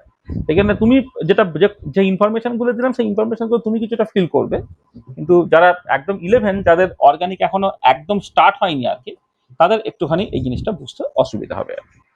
ঠিক আছে, কিন্তু যেহেতু সিলেবাসে তোমার উল্লেখ করা আছে preparation and uses of lithium aluminium hydride, সেখানে এটা বলতেই হলো আর কি, আমি সেটা কমপ্লিট করে দিলাম। আমি এদের তো কালকে জিনিসটা শেষ হয়ে যাবে, তারপর তোকে নিয়ে একটু আলাদা, তোকে ওদিকে বিজিত আছে, তোদেরকে নিয়ে একটু আলাদা করে বসতে হবে আর কি। তাহলে আমি আসলে এদের সাথে যেগুলো মানে হয়ে যাবে সেগুলো আমি একসাথে করে দিতে চাইছি, এবং এ সপ্তাহ থেকে আর কি তোদের 12 যে পার্টটা, সেই 12 পার্টটাকে প্যারালালি আমি করতে চাইছি আর কি। ঠিক আছে, এটা আমরা করবো। ঠিক আছে, আচ্ছা চলো, এবারে হচ্ছে অ্যালুমিনিয়াম অক্সাইডটাও তোমাদের সিলেবাসে আছে, preparation and uses of aluminium oxide. দেখো, aluminium oxide is an inorganic chemical reagent with chemical name aluminium oxide, মানে L2O3 আর কি। It is also called as alpha alumina বা অ্যালুমিনা বা অ্যালুন্ডাম অর অ্যালক্সাইড, বিভিন্ন রকমের তোমার নাম টাম আছে। আচ্ছা, it is found naturally as corundum, rubies, sapphire and emeralds. It is an amphoteric oxide. আচ্ছা, তুমি জানো তো যে বিভিন্ন যে অক্সাইডগুলো, কোনগুলো অ্যাসিডিক অক্সাইড, কোনগুলো বেসিক অক্সাইড, কোনগুলো অ্যাম্ফোটেরিক অক্সাইড। অ্যালুমিনিয়াম অক্সাইড হচ্ছে অ্যাম্ফোটেরিক অক্সাইড, কারণ সে তোমার একাধারে যেমন অ্যাসিড তৈরি করতে পারে, আবার অন্যদিকে সে বেসিক্যালি বেসও তৈরি করতে পারে। এটা which reacts with both acids and bases. It occurs as solid and appears white. It is orderless and insoluble in water.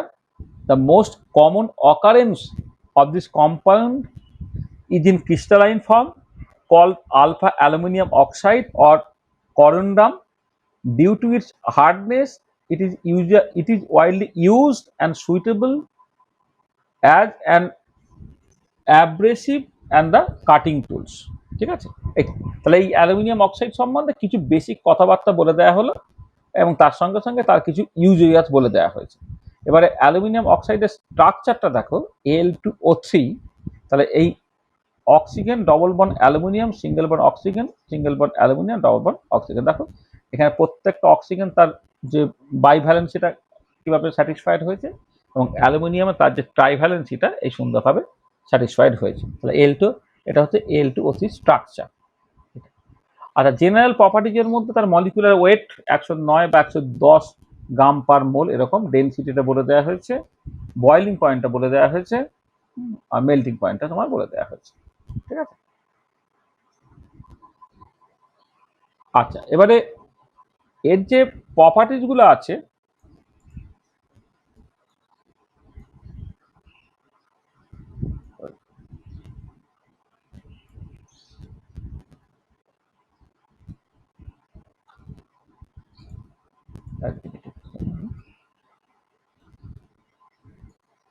বাঁ দিকটা আমার আসলে এ হয়ে যায় বড্ড।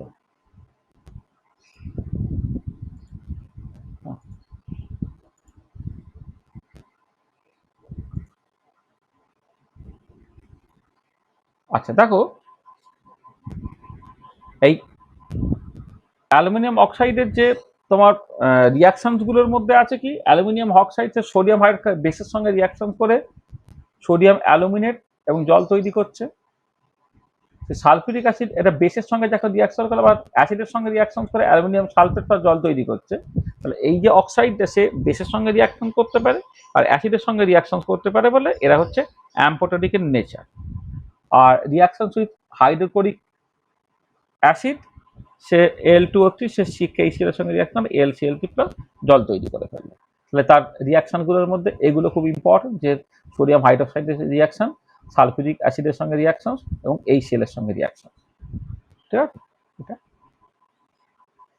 আর অ্যালুমিনিয়াম অক্সাইডের ইউজের মধ্যে কি পড়ছে না, aluminium oxide is one of the common ingredients in sunscreen and is also present in cosmetics such as nail polish, blush and lipsticks. এটা it is used in formulations of glass, কাঁচ তৈরিতে aluminium oxide কাজে লাগে। It is use as a catalyst. আসলে aluminium অক্সাইডের মধ্যে না Luis acid এই নেচারটা থাকে আর কি, সেখানে সে ক্যাটালিস্ট হিসেবে ব্যবহৃত হতে পারে। It is used in the purification of water to remove water from gas streams. It is used in sandpaper as an abrasive মানে যে ঘষতে হয় না অনেক সময়, যে ধরো কোনো একটা কোনো একটা জিনিসের জং এসে গেছে বা মেঝে যখন তুমি তুমি ঘষতে চাও আর কি, সেখানে হচ্ছে ওই স্যান্ড পেপার যে ব্যবহার করা হয়, স্যান্ড পেপারের মধ্যে হচ্ছে অ্যালুমিনিয়াম অক্সাইড দেয়, এ পর্যন্ত শক্ত বলে কাজে লাগে। Aluminium oxide is an electrical insulator used as a substrate for integrated circuits. The aluminum oxide is an electrical insulator used as a substrate for integrated circuit. এটা ইনসুলেটর হিসেবে ব্যবহৃত হচ্ছে, আর এটা অ্যালুমিনিয়াম অক্সাইড হচ্ছে সোডিয়াম ভেপার ল্যাম্পেও হচ্ছে তোমার ব্যবহৃত হয়। তো এই হচ্ছে তোমার ইউজের মধ্যে পড়ে গেল অ্যালুমিনিয়াম অক্সাইড। ঠিক আছে, বোঝা গেল?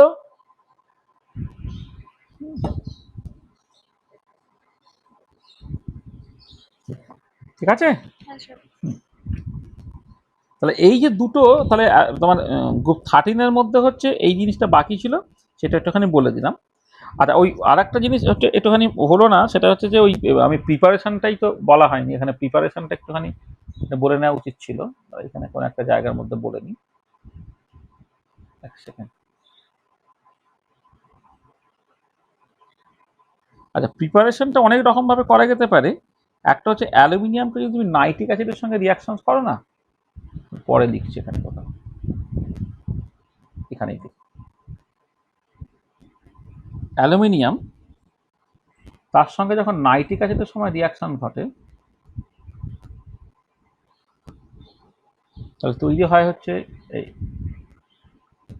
Al2O3 তৈরি হয়, প্লাস NO2 তৈরি হয়, তার সময় জল তৈরি হচ্ছে। ব্যালেন্স করলে এখানে 2Al হবে, 6HNO3 হবে, থেকে Al2O3 হলো, 6NO2 হলো, প্লাস 3H2 হলো। ঠিক আছে, এটা একটা জাস্ট তোমার অ্যালুমিনিয়াম অক্সাইডের প্রিপারেশনের জন্য একটা রিয়াকশন, যেটা সেটা আমি এখানে বলে দিচ্ছি। এবার এখান থেকে ফ্রিকোয়েন্টলি যে টাইপের কোশ্চেনগুলো আসে, what is aluminium oxide used for, Aluminum oxide is a very good ceramic oxide which has many important applications in the manufacture of adsorbents and catalysts. It is also used in the aerospace industry and in the production of many commercially important chemicals. How can aluminum oxide be produced? আচ্ছা aluminium oxide আর একটা preparation হচ্ছে দেখো এই যে aluminium hydroxide. আসলে aluminium hydroxide বিভিন্ন কারণে বিভিন্ন রকম ভাবে তুমি তৈরি করতে পারো। অ্যালুমিনিয়ামের যে কোনো একটা তুমি ধরো নিয়েছো, মানে আমি এখানে এখানে আরেকটা প্রিপারেশনটা একটা কথা বলে নিই প্রিপারেশন সংক্রান্ত। হয় কি তোমার ধরো ধরো অ্যালুমিনিয়াম ক্লোরাইড বা এই টাইপের তো খুব কমন, সেইখানে যদি তুমি অ্যামোনিয়াম হাইড্রক্সাইডের সঙ্গে ধরো রিয়াকশন করো, ঠিক আছে না, এই অ্যালুমিনিয়াম হাইড্রক্সাইড একটা থকথকে প্রেসিপিটেট পড়ে, জেলি টাইপের থকথকে একটা প্রেসিপিটেট পড়ে, প্লাস হচ্ছে অ্যামোনিয়াম ক্লোরাইড। অ্যামোনিয়াম ক্লোরাইড এখানে তোমার 3 হবে, এখানে তোমার 3 হবে। এটা এবারে এই যে অ্যালুমিনিয়াম হাইড্রক্সাইড তৈরি হলো, অ্যালুমিনিয়াম হাইড্রক্সাইডকে তুমি জাস্ট গরম করো, গরম করলেই হচ্ছে Al2O3 তৈরি হয়ে যাবে, প্লাস হচ্ছে তোমার জল তৈরি হয়ে যাবে। 2 যদি করে নাও তুমি, এটা তোমার 3 হয়ে যাবে। সেটা এখানে লিখে দিয়েছি আমি যে কিভাবে তুমি অ্যালুমিনিয়াম অক্সাইডটাকে তৈরি করবে। না, অ্যালুমিনিয়াম হাইড্রক্সাইড তাকে তুমি গরম করো, তাহলে সে জল ছেড়ে দিয়ে Al2O3 তৈরি করে। Is aluminium three oxide acidic or basic? এটা হচ্ছে অ্যাম্পোটেরিক বলেছিলাম। অ্যালুমিনিয়াম অক্সাইড এখানে amphoteric metal oxide. This compound exhibit both acidic and basic qualities বা basic properties. The nature of other reagent in the chemical reaction decide the acidic আর basic nature of the, হ্যাঁ মানে basically Al2O3 সে acid হিসেবে কাজ করবে না base হিসেবে কাজ করবে, সেটা নির্ভর করবে তুমি কার সাথে রিয়াকশন করছো। অ্যালুমিনিয়াম অক্সাইড তার সঙ্গে সোডিয়াম হাইড্রক্সাইড যখন রিয়াকশন করবে, সোডিয়াম হাইড্রক্সাইড যখন স্ট্রং বেস, তখন অ্যালুমিনিয়াম অক্সাইড অ্যাসিডের মতো বিহেভ করবে। আবার অ্যালুমিনিয়াম অক্সাইডকে তখন তুমি সালফিটিক অ্যাসিডের সঙ্গে রিয়াকশন করছো, সালফিটিক অ্যাসিড যেহেতু স্ট্রং অ্যাসিড, তখন অ্যালুমিনাটা বা Al2O3 সে বেসিক্যালি বেস হিসেবে বিহেভ করবে। What liquids react aluminium? Aluminium reacts with dilute hydrochloric acid to form aluminium chloride and hydrogen gas. Chlorine and liquid bromine reacts with aluminium at room temperature. Why can't aluminium react with water? এটা তো আছে। Aluminium metal rapidly develops a thin layer of aluminium oxide on a few millimeters that prevents the metal from reacting with water. মানে aluminium সে সঙ্গে সঙ্গে তোমার ওই এয়ারের সঙ্গে reaction করে অ্যালুমিনিয়াম অক্সাইড তৈরি করে, যেটা হচ্ছে অ্যালুমিনিয়ার উপর একটা কোটিং তৈরি করে ফেলে, সেই জন্য সে বেসিক্যালি জলের সঙ্গে রিয়াকশন করে না। When this layer is corroded or reaction develop releasing highly flammable hydrogen gas. এখানে ওই বেসিক্যালি অ্যালুমিনিয়ামের যে তারটা, সেখানে ওই অ্যালুমিনিয়াম অক্সাইডের কোটিং দেওয়া থাকে, যেটা বেসিক্যালি প্রোটেক্টর হিসেবে কাজ করছে, তাতে করে জল তার কন্ট্যাক্টে আসতে পারছে না, রিয়াকশন হচ্ছে না।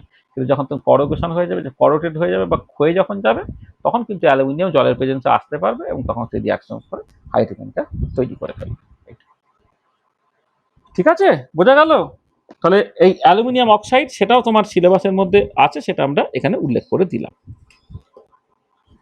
আচ্ছা আচ্ছা, এটা অন্য জায়গায় লেগে গেল, এক মিনিট।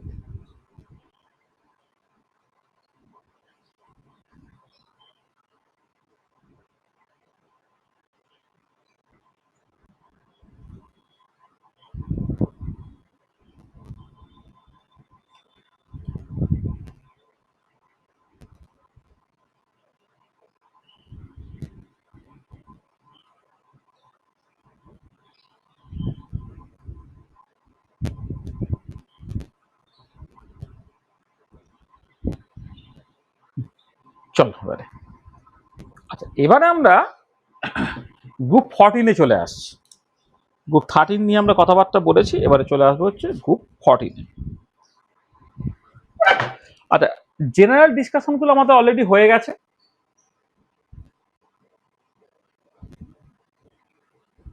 গ্রুপ 14-এ যারা যারা ছিল তোমার, কার্বন, সিলিকন, জার্মেনিয়াম, টিন আর লেড,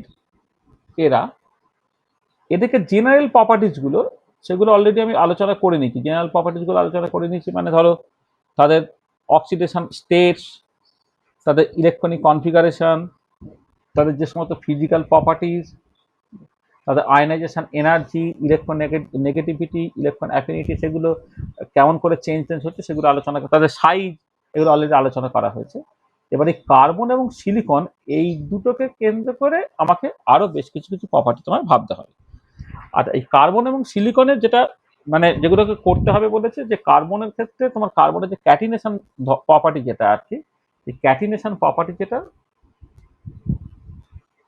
সেইটা একটা ভীষণ ইম্পর্টেন্ট প্রপার্টি, সেটাকে তোমায় ভাবতে হবে।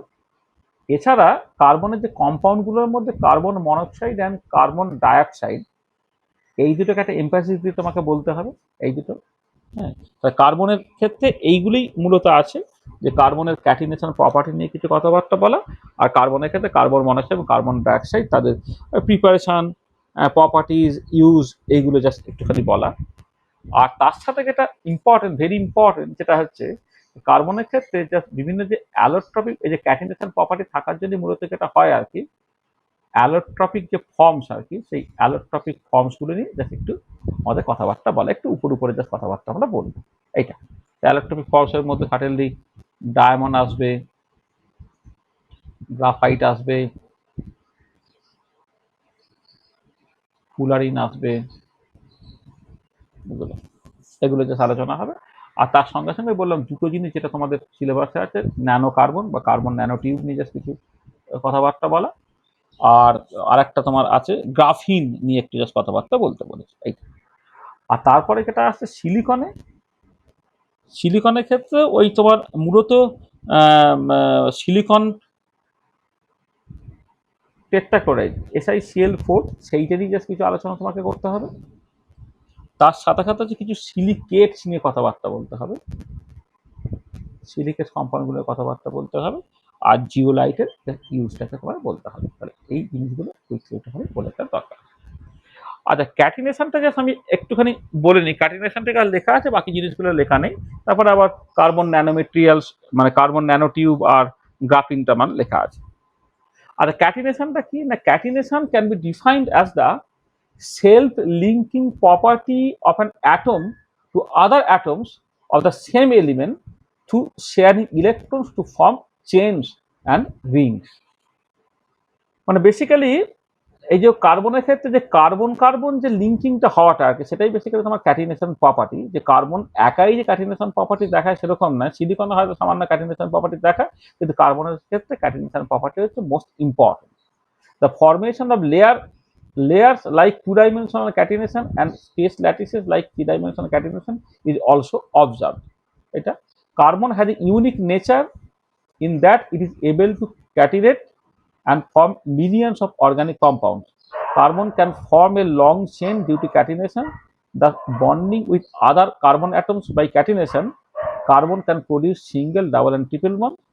Are examples of element showing catenation সেটা কার্বন, সিলিকন, বোরন, এরা তিনজন বেসিক্যালি ক্যাটিনেশনটা তোমায় দেখায়। ঠিক আছে? আচ্ছা, তাহলে এই যে ক্যাটিনেশনটা কেন কার্বন বেশি দেখায় সেটা যদি তুমি দেখো, সেটা হচ্ছে যে কার্বন এমন একটা মাঝামাঝি জায়গায় আছে। প্রথম কথা হচ্ছে কার্বন দেখো পিরিয়ডিক টেবিলের ঠিক মাঝামাঝি জায়গায় আছে। যে যেমন চারটি ইলেকট্রন, মানে কার্বনের ক্ষেত্রে বাইরে ইলেকট্রন দেখো, মানে সে চারটি ইলেকট্রন যেমন নিতে পারে বা চারটি ইলেকট্রন সে দিতেও পারে। This is very very important. কার্বনের ক্ষেত্রে চারটি ইলেকট্রন যেমন দিতে পারে, চারটি ইলেকট্রন সে নিতে পারে বলে তার ম্যাক্সিমাম আনপেয়ার ইলেকট্রন সে চারটে করতে পারছে, সেখানে হচ্ছে কোভ্যালেন্সি 4 দেখাতে পারে। ঠিক আছে, সেটা খুব ইম্পর্টেন্ট। তাহলে এবারে এই কার্বন যে অ্যাকচুয়ালি ক্যাটিনেশনটা দেখাচ্ছে, তার কারণটা হচ্ছে কার্বন কার্বনের বা সাইজ এমন যে তাদের মধ্যে সুন্দর ওভারল্যাপ হয়। মানে ধরো sp3 হাইব্রিডাইজেশন তুমি যদি কনসিডার করো, sp3 হাইব্রিডাইজেশনটা এত সুন্দর হয় যাতে করে কার্বন কার্বন ওভারল্যাপটা ম্যাক্সিমাম হয়ে যায়, এবং কার্বন কার্বন বন্ড এনার্জিটা যদি তুমি দেখো, এই কার্বন কার্বন ধরো বন্ড এনার্জি, তার সঙ্গে সিলিকন সিলিকন বন্ড এনার্জি, মানে এই কার্বন কার্বন বন্ড এনার্জি যত ভালো হবে তার ক্ষেত্রে ক্যাটিনেশনটা করা তত সহজ হবে। কার্বন কার্বন বন্ড এনার্জি যেখানে 348 কিলোজুল পার মোল এরকম হয়, এখানে সিলিকন সিলিকন বন্ড এনার্জি হচ্ছে 297 কিলোজুল পার মোল। আর বাকিগুলো তো আরই কম, জার্মেনিয়াম জার্মেনিয়াম এবং ধরো tin tin, germanium germanium 260 kilojoule per mole, আর এসএনএসএনটা 240 কিলোজুল পার মোল। পরিষ্কার বুঝতে হবে যে কার্বন কার্বন বন্ডটা হচ্ছে এক্সট্রিমলি স্ট্রং, তাদের সাইজটা হচ্ছে বেশ একটা মডারেট সাইজ, যাতে করে হচ্ছে sp3 হাইব্রিডেশনটা খুব সহযোগ হচ্ছে এবং তাদের মধ্যে সুন্দর ওভারল্যাপ হচ্ছে। এইসব কারণের জন্য হচ্ছে কার্বন দারুণ ভালো ক্যাটিনেশন প্রপার্টি তোমার দেখাতে পারছে। কার্বনের এই ক্যাটিনেশন প্রপার্টিটা তোমাকে একটুখানি আলাদা করে মাথায় রাখতে হবে, ঠিক আছে? আচ্ছা, এবারে জেনারেল প্রপার্টিগুলো তো আমি অলরেডি বলেইছি। মানে এমনি গ্রুপ 14 এর যারা আছে তাদের জেনারেল প্রপার্টিগুলো অলরেডি বলা হয়েছে।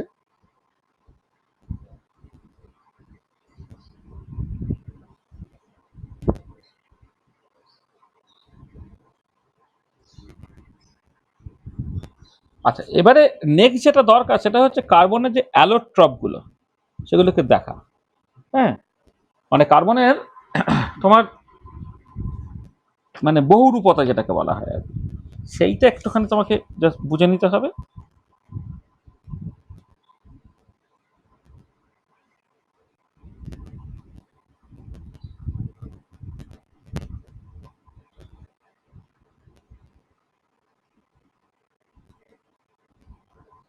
অ্যালোট্রপস অফ কার্বন।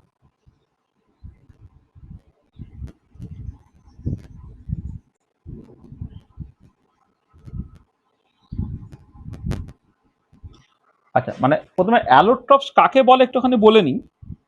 সেটা হচ্ছে যে ধরো কোন একটা element, an element can exist in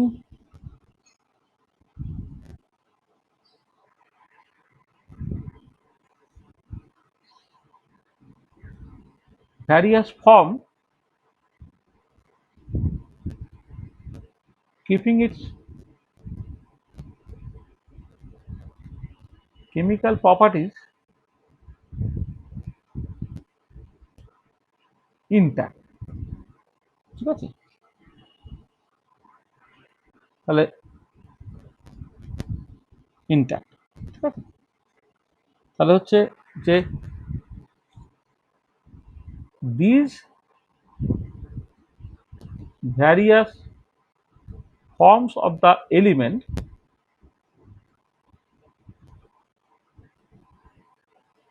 are called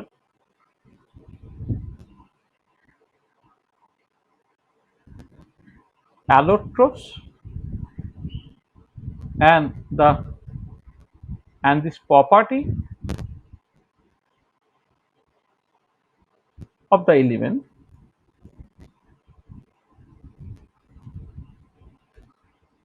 is called allotropy। Bahurup আর বহুরূপতা, এটা। তাহলে এটা হচ্ছে প্রথমে অ্যালোট্রপ, মানে বহুরূপ বা অ্যালোট্রপ বা অ্যালোট্রপি বলতে কি বুঝি সেটা আমরা প্রথমে বললাম, ঠিক আছে? আচ্ছা, কার্বনের যে বিভিন্ন রকমের অ্যালোট্রপ গুলো হয় সেটা তুমি দেখো তাহলে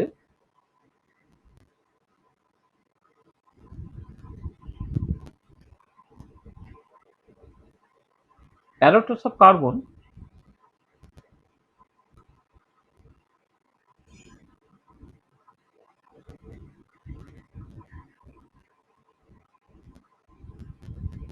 allotropes of carbon প্রথম যেটা সেটা হচ্ছে ক্রিস্টালাইন।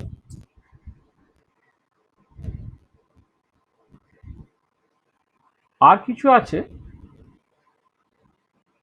অ্যামারফাস, মানে ক্রিস্টালাইন বা কেলাসাকার বা নিয়তাকার বলা হয়। আর অ্যামারফাস মানে হচ্ছে অনিয়তাকার, ঠিক আছে? অ্যামারফাস। আর ক্রিস্টালাইনের মধ্যে যেটা তোমার ইম্পর্টেন্ট, এই ক্রিস্টালাইন যে ফর্মটা, ক্রিস্টালাইন অ্যালোট্রপিক যে ফর্ম, তার মধ্যে যেটা মোস্ট ইম্পর্টেন্ট যেগুলো সেটা হচ্ছে ডায়মন্ড, এইটা একটা খুব ইম্পর্টেন্ট। 2 নম্বর হচ্ছে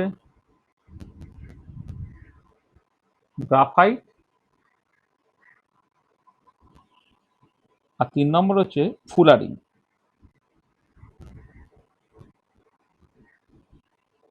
ফুলারিন আর যেগুলো হচ্ছে কমন, সেগুলো হচ্ছে কমন। এছাড়া হচ্ছে যেগুলো দরকার তোমার কার্বন ন্যানোটিউব, বেসিক্যালি গ্রাফাইট থেকে তোমার বেসিক্যালি কার্বন ন্যানোটিউব তৈরি করতে পারা যাবে, এইটা একটা। আর হচ্ছে গ্রাফিন, এইটা। এইগুলো যেগুলো হলো সেগুলো হচ্ছে তোমার বেসিক্যালি ক্রিস্টালাইন যে কার্বন, তার যে বিভিন্ন অ্যালোট্রপগুলো। আচ্ছা, অ্যামারফাস যেগুলো, সেই অ্যামারফাসের মধ্যে যেগুলো খুব দরকার সেগুলো হচ্ছে তোমার ধরো চারকোল খুব ইম্পর্টেন্ট। অ্যামারফাসের মধ্যে তোমার আছে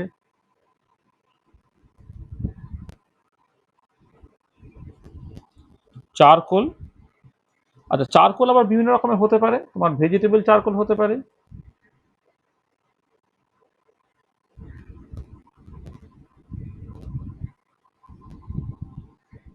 অ্যানিমাল চারকোল হতে পারে।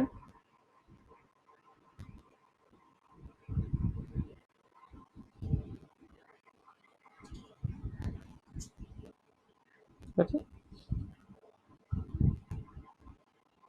আচ্ছা, এছাড়া হতে পারে যে তোমার শুট অর কার্বন ব্ল্যাক বা ল্যাম্প ব্ল্যাক হতে পারে।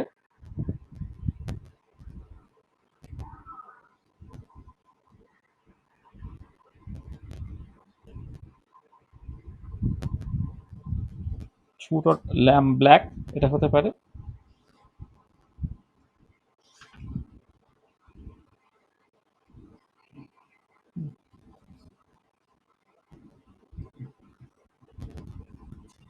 আচ্ছা, এছাড়া হচ্ছে তোমার কোক হতে পারে। জায়গা নেই।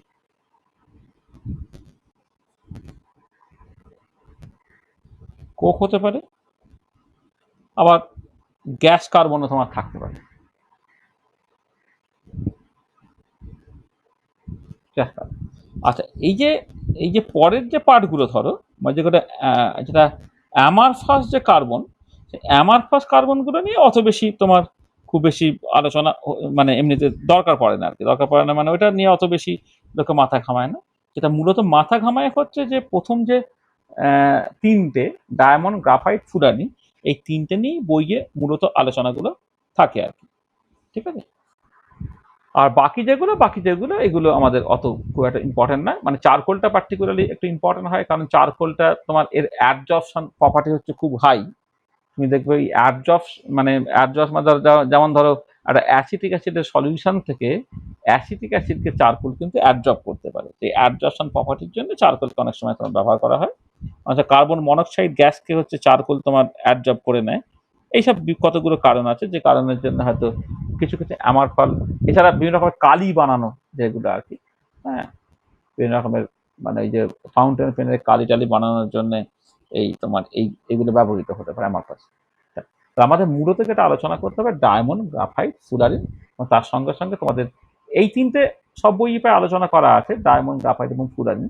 তার সঙ্গে কার্বন ন্যানোটিউব আর গ্রাফিন, এই দুটো কিন্তু অ্যাডিশনালি তোমাকে একটুখানি ভাবতে হবে। ঠিক আছে। আচ্ছা, দেখো তুমি যদি প্রথমে ডায়মন্ড নিয়ে দু চারটে কথাবার্তা বলো।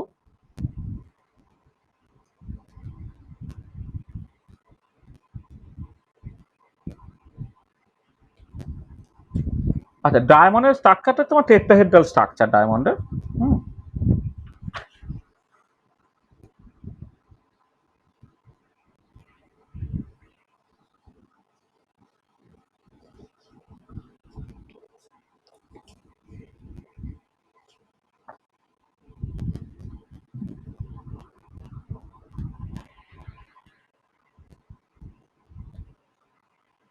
ঠিক আছে তোমার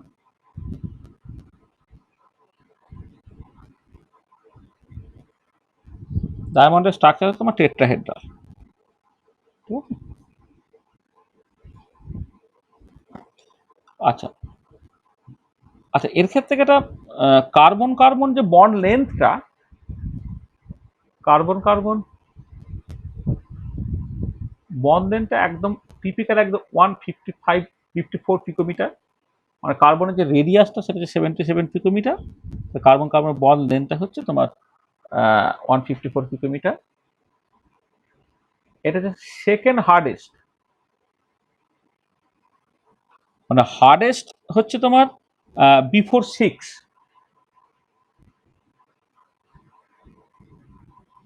বিফোর সি, এটা বিফোর সি, এটা হচ্ছে মানে মোস্ট হার্ড, তারপরে কাঠিন্যের দিক থেকে ডায়মন্ডের পজিশনটা হচ্ছে সেকেন্ড পজিশনে হচ্ছে। আর এক্ষেত্রে হাই রিফ্র্যাক্টিভ ইন্ডেক্স হয়,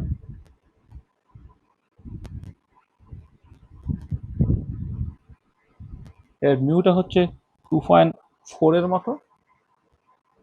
আর যাদের রিফ্র্যাক্টিভ ইন্ডেক্স ভালো হয় না, তারা তো তোমার মানে কি হয়, ওই আলোকে খুব সহজে প্রতিফলন করার পর তাকে খুব উজ্জ্বল দেখতে লাগে খুব আর কি, সেখানে এদেরকে খুব তুমি অলংকার হিসেবে দান করে ব্যবহার করতে পারো। এদের ডেনসিটি হচ্ছে 351 গ্রাম পার centimetre cube.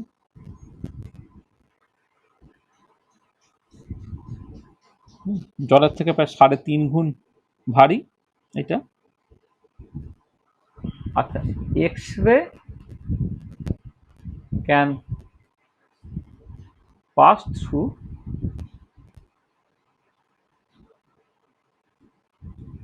Original X ray, original diamond. এই যে ডায়মন্ড অনেক সময় কি হয়, ভেজাল হতে পারে, ঠিক আছে। এবারে অরিজিনাল ডায়মন্ড যদি হয়, এক্স রে কিন্তু অরিজিনাল ডায়মন্ড দিয়ে পাস করে যেতে পারে, কিন্তু যদি ডায়মন্ডের মতো দেখতে কিন্তু অর্ডিনারি কাঁচ তুমি ব্যবহার করো আর কি, সেখানে কিন্তু এক্স রে যেতে পারে না। তাহলে এক্স রে দিয়ে নর্মাল কাঁচের সঙ্গে ডায়মন্ডে তুমি তফাৎটাকে করতে পারবে। এটা হচ্ছে গুড কন্ডাক্টর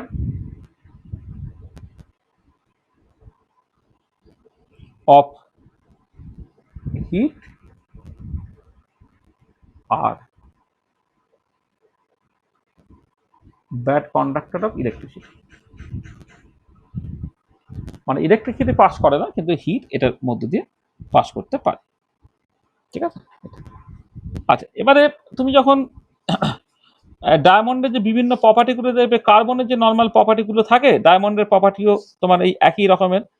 কার্বন তোমার অক্সিজেনের সাথে রিয়াকশন করে কার্বন ডাইঅক্সাইড তৈরি করে ফেলবে, কার্বন সোডিয়াম কার্বনের সঙ্গে রিয়াকশন করে সোডিয়াম অক্সাইড কার্বন মনোক্সাইড তৈরি করে ফেলবে।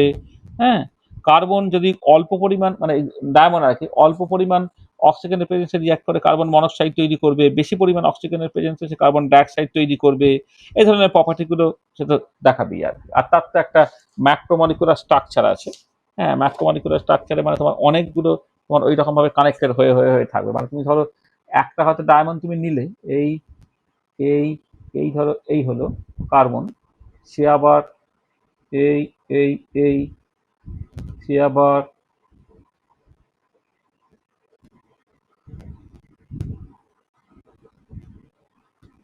কার্বন এই এই, এইরকম করে সব তোমার জিনিসটা চলতেই থাকবে আর কি। এইটা এইখানে তোমার এই কার্বন এই এই এই হুম,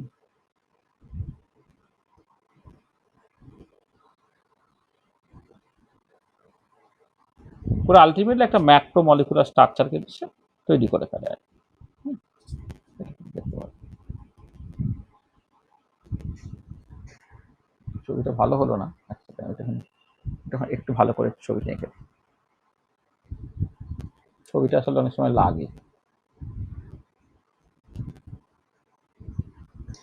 এগুলো ডায়মন্ডটা সব বইই খুব যথেষ্ট ভালো করে আছে, সেজন্য আমি ডায়মন্ড, গ্রাফাইট এবং ফুলারিন এই তিনটা অত ডিটেলে বলবো না, বাকিগুলো অনেক ভালো করে বলবো। তাহলে একটা একটা স্ট্রাকচার একটুখানি ভালো করে দেখাই। বইয়ে যেটাতে কার্বন হিসেবে না লিখে গোল করে আঁকা আছে, ধরো একটা এই হলো এই,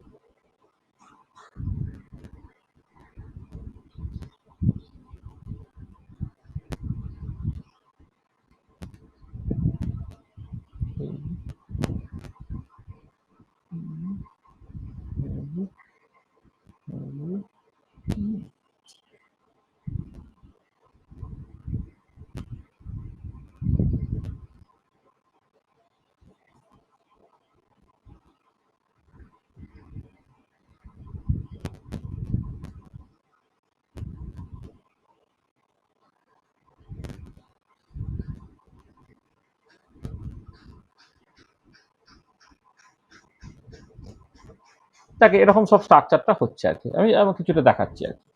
বইয়ে দেখবে সুন্দর করে আঁকা আছে। হ্যাঁ, মানে বেসিক্যালি এখানে এই যে এই বন অ্যাঙ্গেলগুলো সব টেট্রাহেড্রাল স্ট্রাকচার বলে 109°28'। এইগুলো হচ্ছে বন অ্যাঙ্গেলগুলো, আর বন লেন্থগুলো হবে হচ্ছে 154 পিকোমিটার। ঠিক আছে, এটা ডায়মন্ডের স্ট্রাকচারটা একটুখানি ভালো করে খেয়াল রাখবে।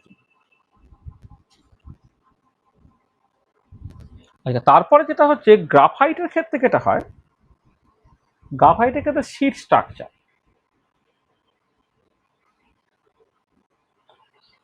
আচ্ছা, থার্মালি কিন্তু মানে তুমি যদি থার্মোডাইনামিক্যালি দেখো, থার্মোডাইনামিক্যালি কিন্তু গ্রাফাইট মোস্ট স্টেবল। ঠিক আছে, মানে কার্বনের যে বিভিন্ন অ্যালোট্রপগুলো আছে সেগুলো থার্মোডাইনামিক্যালি কিন্তু গ্রাফাইট মোস্ট স্টেবল। তাহলে হচ্ছে মোস্ট স্টেবল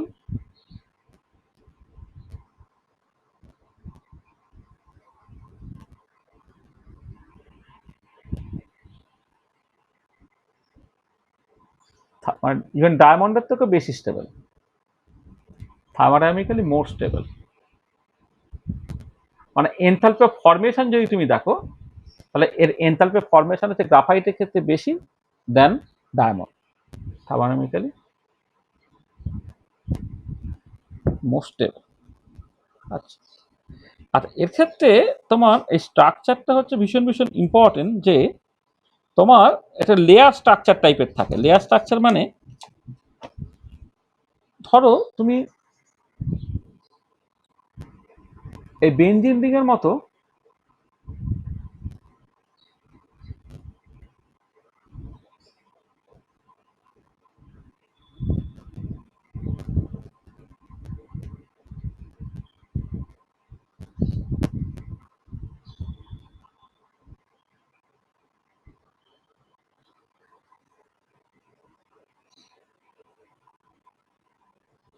এটা, এটা একটা লেয়ার হলো। তারপরে ধরো আরেকটা লেয়ার এরকম,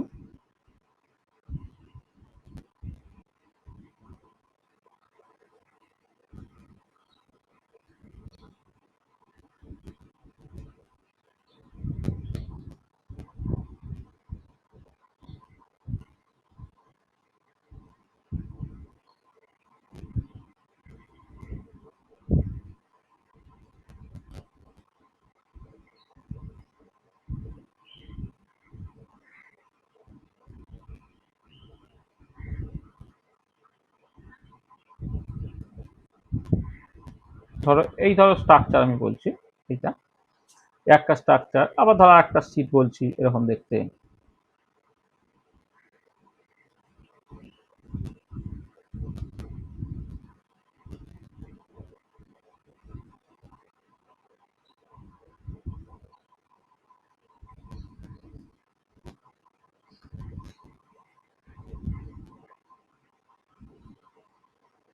দেখো এখানে দেখো যেটা হচ্ছে যে এই যে স্ট্রাকচারটায় যে বিভিন্ন লেয়ারগুলো আছে, এই দুটো লেয়ারের মধ্যে যে ডিস্টেন্সটা, এই ডিস্টেন্সটা হচ্ছে তোমার 3.35 অ্যাংস্ট্রমের মতো। আর এই কার্বন কার্বন এই যে বন্ড লেন্থটা, সেটা হচ্ছে তোমার 142 অ্যাংস্ট্রম, 1.42 অ্যাংস্ট্রম, 142 পিকোমিটার। এটা পিকোমিটারে করলে হচ্ছে 3.335 পিকোমিটার, এটা 142 পিকোমিটার। তো দেখো এক্ষেত্রে একটা ইম্পর্টেন্ট পয়েন্ট, যে তোমার নর্মালি যখন তুমি ডায়মন্ডের ক্ষেত্রে দেখো, ডায়মন্ডের ক্ষেত্রে কার্বন কার্বন সিঙ্গেল বন্ড হয়ে যাওয়ার জন্য বন্ড লেন্থ 154 পিকোমিটার। কিন্তু এই পার্টিকুলার কেসে হচ্ছে তোমার একদম যেমন বেঞ্জিনের যেমন স্ট্রাকচার থাকে, একটা পার্টিকুলার কনজুগেশন থাকে, এক্ষেত্রেও কিন্তু ঠিক একই রকম ভাবে একটা কনজুগেশনের মতো থাকবে। কনজুগেশনের মতো থেকে যাওয়ার জন্য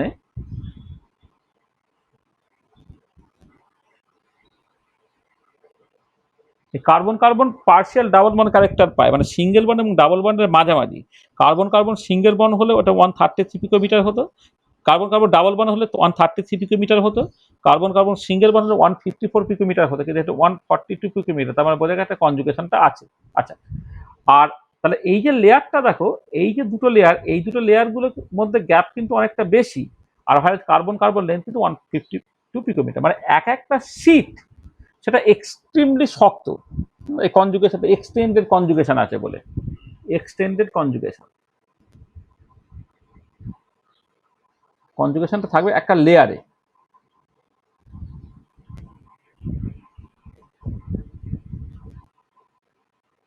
কনজুগেশন নিয়ে পার্টিকুলার লেয়ার,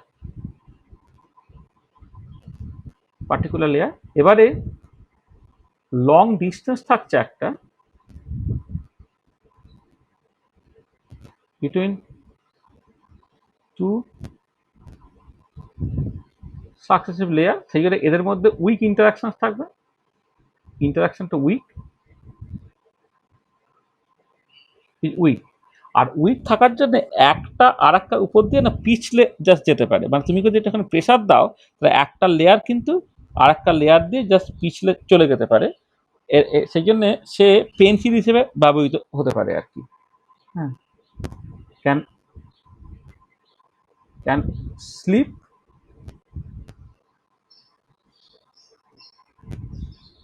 ক্যান স্লিপ, এই যে একটা লেয়ার উপর স্লিপ করে যাচ্ছে, স্লিপ করে যেতে পারে বলে এটা হচ্ছে can be use as pencil. Pencil হিসেবে কিন্তু এটা দারুণ ভালো ব্যবহৃত তোমার হতে পারে।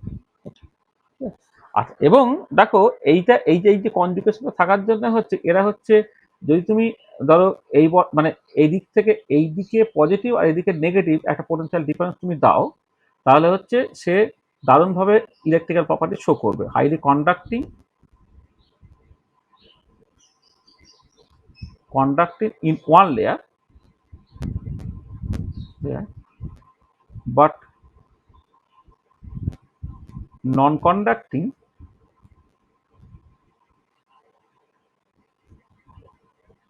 in perpendicular layer.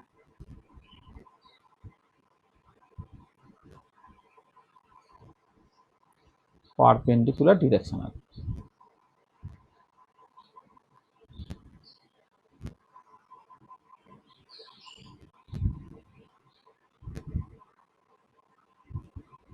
মানে তুমি যদি এদিকে এদিকে একটা পোটেনশিয়াল ডিফারেন্স দাও তাহলে ইলেকট্রন ক্লাউডটা সহজে এদিক থেকে মানে ইলেকট্রনটা সহজেই বাঁ দিক থেকে ডান দিকে যেতে পারবে আর কি, কিন্তু বাঁ দিক থেকে ডান দিকে বা ডান দিক থেকে বাঁ দিকে যেতে পারে, কিন্তু যদি উপরে পজিটিভ আর নিচে নেগেটিভ বা নিচে পজিটিভ উপরে নেগেটিভ এইরকমভাবে অ্যাক্রস দ্য লেয়ার তুমি যদি পোটেনশিয়াল ডিফারেন্স দাও তাহলে কিন্তু ইলেকট্রন তোমার যেতে পারবে না, সেই জন্য সে একটা ডিরেকশনে হাইলি কন্ডাক্টিং, অন্য ডিরেকশনে নয়। একটা ডিরেকশনে তুমি দেখো যদি তুমি একটুখানি মানে কি ওরা একটা ক্রস একটা ফোর্স দাও তাহলে একটা লেয়ার থেকে আর একটা লেয়ার জাস্ট পিছলে একদিক থেকে আরেক দিকে চলে যেতে পারবে, কিন্তু কোন একটা পার্টিকুলার লেয়ারের উপর দিকে যদি একটা হাতিও হেঁটে চলে যায় তাহলে দেখবে সেই লেয়ারটা তোমার ভাঙতে চায় না। তার মানে এদের যে ফিজিক্যাল প্রপার্টিস গুলো বিভিন্ন ডিরেকশনে বিভিন্ন বলে এই ফিজিক্যাল প্রপার্টিস গুলোকে বলে অ্যানাইসোট্রপিক। এই সমস্ত ডিরেকশনের প্রপার্টিটা একই হয় তখন আইসোট্রপিক, আর বিভিন্ন ডিরেকশনে যদি প্রপার্টিগুলো আলাদা হয় তাহলে অ্যানাইসোট্রপিক। আর ফিজিক্যাল প্রপার্টিস আর অ্যানাইসোট্রপিক, properties are অ্যানাইসোট্রপিক। ঠিক আছে, তাহলে এই যে প্রপার্টিগুলো এই প্রপার্টিগুলো মূলত হচ্ছে তোমার গ্রাফাইটের প্রপার্টির মধ্যে পড়ছে। তো ডায়মন্ডের সঙ্গে গ্রাফাইটের যেটা মূল তফাৎটা সেটা তোমাকে একটুখানি বুঝে নিতে হবে। ঠিক আছে, এই হচ্ছে ব্যাপার।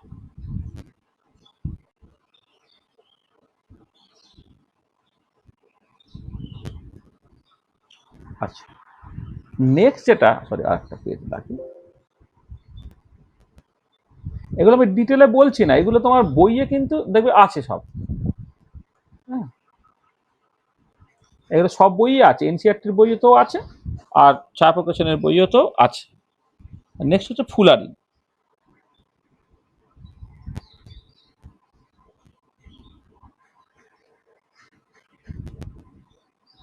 ফুলারি, আচ্ছা ফুলারিনের তো একদম ফুটবলের মতো তার স্ট্রাকচার আর কি। হ্যাঁ,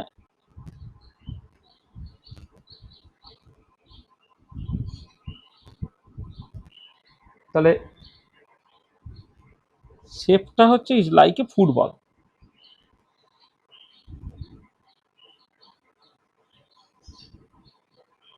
ফুটবল বা শশার বল বলা হয়, শশার বল। ফুটবলের মতো স্ট্রাকচার, ঠিক আছে।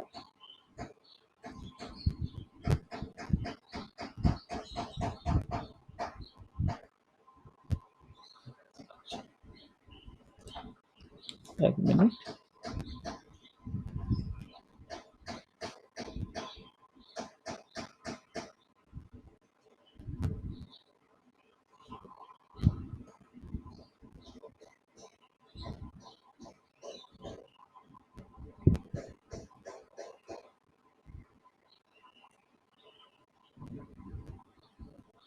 স্ট্রাকচারটা আঁকা একটুখানি অসুবিধে, স্ট্রাকচার আর আঁকছি না, এটা বই থেকে দেখে নেবে। হ্যাঁ, স্ট্রাকচারটা এঁকে লাভ নেই। আর এটা তো ক্রিস্টালাইন স্ট্রাকচার তো বলাই হচ্ছে।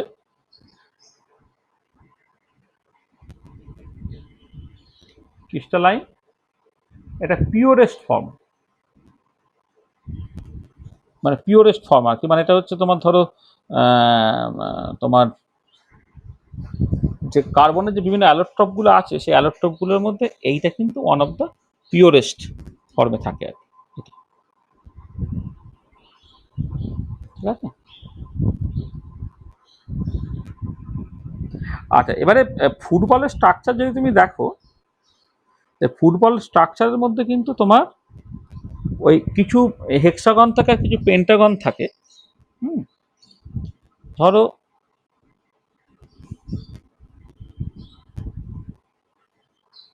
ধরো এমনি C60টা হচ্ছে ভীষণ ইম্পর্টেন্ট, তাকে বাগমিনিস্টার ফুলারিন বলা হয়। C60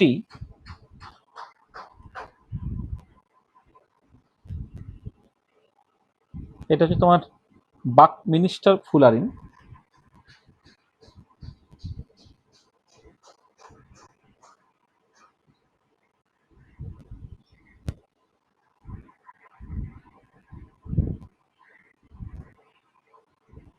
বাকমিনিস্টার ফুলারিন এইটা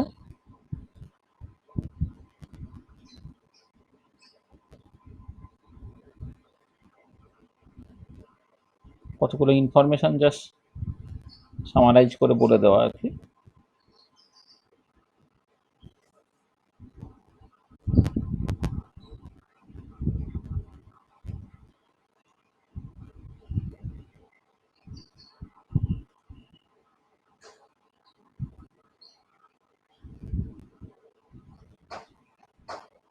আচ্ছা, এক্ষেত্রে তোমার একটা ফর্মুলা আছে। ধরো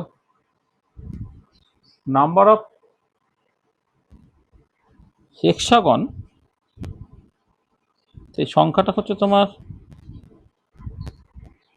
n/2 - 10 হয়, যেখানে nটা হচ্ছে number of carbon present in the fullerene. যেমন ধরো C60 যদি তুমি কনসিডার করো, সেক্ষেত্রে নাম্বার অফ হেক্সাগনের ফর্মুলাটা কত হবে তোমার? 60/2 - 10 অর্থাৎ 20টা, এটা হয়ে যায় তোমার হেক্সাগন, ঠিক আছে।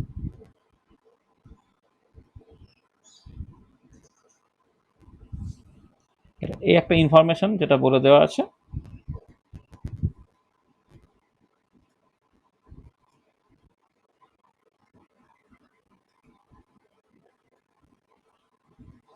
আর C60তে যেটা হচ্ছে যে 60তে নাম্বার অফ পেন্টাগনসের সংখ্যা হচ্ছে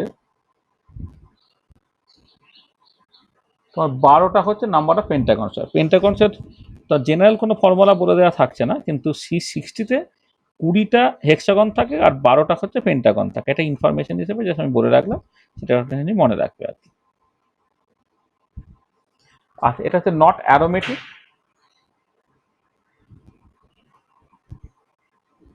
এটা কিন্তু অ্যারোমেটিক নয়, সেটা মাথায় রাখবে।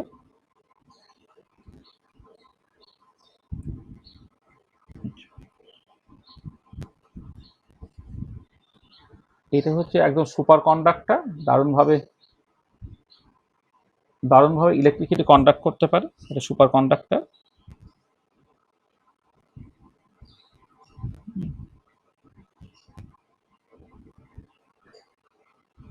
যাকে এই কতগুলো কথাই জাস্ট বললাম বেসিক্যালি ফুলারিনটা, এবং তার এই সুন্দর একটা স্ট্রাকচার আছে, দেখবে যে কোনো বইয়ে বাগমিনিস্টার ফুলারিন বা C60 স্ট্রাকচার তোমাদের দেওয়া থাকে। এটা একটুখানি জাস্ট আমরা দেখে নেব, ঠিক আছে?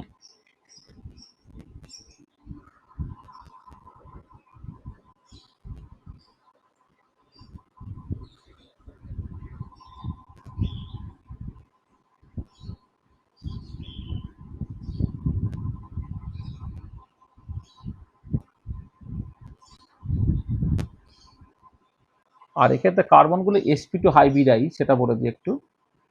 sp2 হাইব্রিডাইজ কার্বন, মানে এখানে যে কার্বনগুলো আছে সব হচ্ছে sp2 হাইব্রিডাইজ।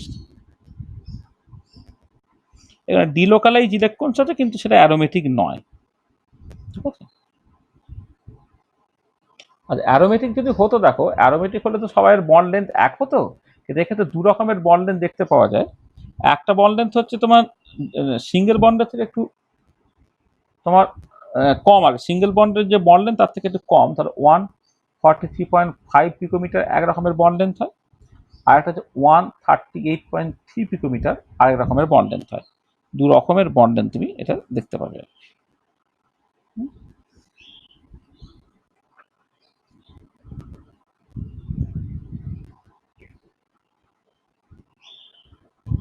আচ্ছা, ফুলারিন সংক্রান্ত, তোমার ফুলারিনটার জন্যে, ফুলারিনটা প্রথম আবিষ্কার করা হয়েছিল 1985 সালে, ডিসকভার্ড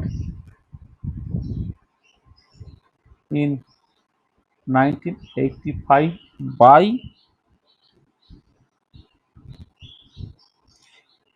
H.W. ক্রোটো,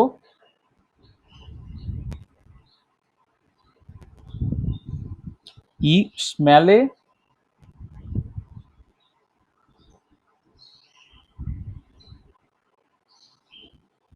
আর R.F. কার্ল।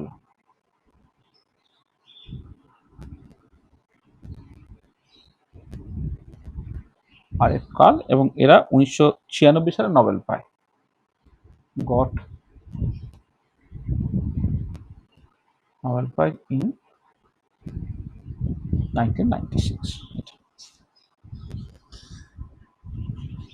তাই আমি কতগুলো ইনফরমেশন জাস্ট বলে দিলাম, হ্যাঁ? এটা একটুখানি, এগুলো সব বইয়ে আছে, বইয়ে একটুখানি জাস্ট তোমরা একটুখানি রিডিং পড়ে নেবে, হ্যাঁ? আরও কিছু ইনফরমেশন যদি জানতে হয়। যাক, আচ্ছা, এর সাথে সাথে আর একটা ইনফরমেশন দেখতে দেওয়া আছে যে C70 C60 যেমন তার ফুটবলের মতো দেখতে তার স্ট্রাকচার আর কি, হ্যাঁ, এটা হচ্ছে সোশ্যাল বলের, এটা কিন্তু C60-র জন্য।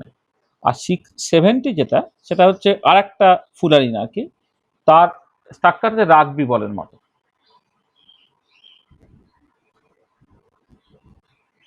শেপ লাইক রাগবি বল, মানে স্ফেরিক্যাল, মানে এমনি ফুটবল যেমন স্ফেরিক্যাল, রাগবি বল তো তুমি জানো একদিকটা একটু লম্বাটে টাইপের দেখতে হয় আর কি। রাগবি বলের মতো স্ট্রাকচার হচ্ছে C70। ঠিক আছে, এই হচ্ছে তোমার, দেখো এই যে তিনটে যে টিপিক্যাল যে অ্যালোট্রপিক ফর্ম, সে তিনটে টিপিক্যাল অ্যালোট্রপিক ফর্ম আমি বলে দিলাম। আচ্ছা, এছাড়া আর এক রকমের অ্যালোট্রপিক ফর্ম একটা আছে, যেটা মানে রিসেন্টলি এটা নিয়ে খুব গবেষণা হচ্ছে, সেটা হচ্ছে কার্বন ন্যানোটিউবস। আসলে কার্বন ন্যানোটিউবস যেটা হয় না, সেটা হচ্ছে কার্বনের যে যে গ্রাফাইটের যে স্ট্রাকচারটা, গ্রাফাইটের স্ট্রাকচারটাকে রোল করলে, মানে টু ডাইমেনশনাল গ্রাফাইট স্ট্রাকচারটাকে ফোল্ড করলে বা রোল করলে যে স্ট্রাকচারটা হয়, সেটা বেসিক্যালি কার্বন ন্যানোটিউব। তাহলে কি হচ্ছে, দেখো কার্বন ন্যানোটিউব সংক্রান্ত,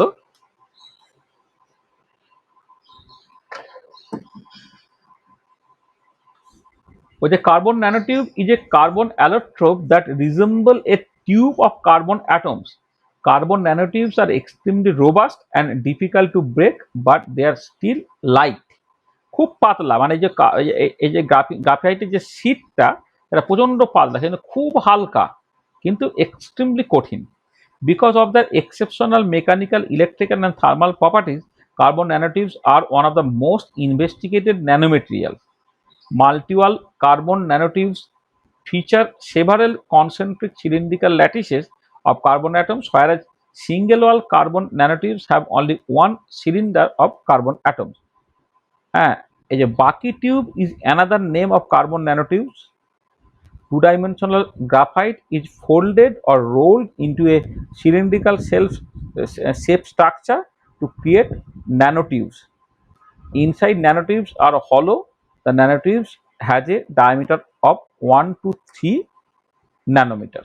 তার ডায়ামিটারটা হচ্ছে 1 থেকে 3 ন্যানোমিটার। তো সেগুলো এবারে এই ডায়ামিটারটা কোন একটা, ধরো এমনি 3 ডাইমেনশনাল স্ট্রাকচার যদি তুমি কনসিডার করো, কোন একটা ডিরেকশনে যদি ন্যানোমিটার লেন্থে যদি তোমার উইথটা হয়, উইথ বলো, ব্রেথ বলো বা হাইট বলো, তাহলে সেগুলোকে ন্যানো পার্টিকেলস বলে। সেই জন্য এরা বেসিক্যালি একটা ন্যানো পার্টিকেলসের মধ্যে পড়ে। আচ্ছা, কার্বন ন্যানোটিউবসের যে প্রপার্টিজের মধ্যে কি আছে, carbon nanotubes are a type of carbon with a diameter of nanometer and a length of micrometer। মানে লেন্থটা কিন্তু বেশ লম্বা, মাইক্রোমিটারের রেঞ্জে। হয় the length to diameter ratio exceed 1000, মানে তোমার লেন্থটা অনেকটা বড়, তার থেকে ডায়ামিটারটা অনেক ছোট, যাতে করে লেন্থ ডিভাইডেড বাই ডায়ামিটারটা হচ্ছে 1000 থেকে উপরে হবে। Carbon nanotube is made up of enrolled cylindrical graphite sheets named graphene wrapped up into a seamless cylinder with a nanometer size diameter. এক সেকেন্ড,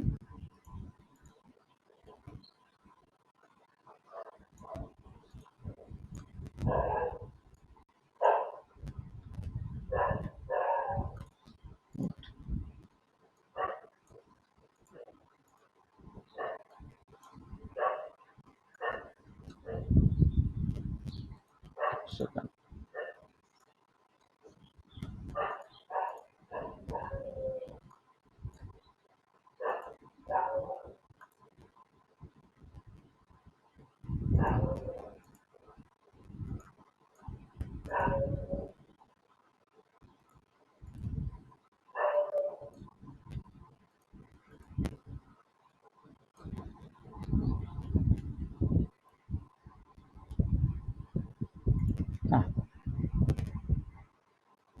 যেটা বললাম, দেখা ইলেকট্রিক্যাল কন্ডাক্টিভিটি হচ্ছে carbon nanotubes are electrically and thermally conductive to have a high mechanical strength.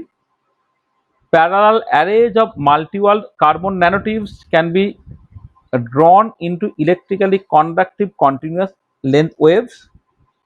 Strength and elasticity in terms of tensile strength and elastic modulus, carbon nanotubes are the strongest and stiffest materials yet found.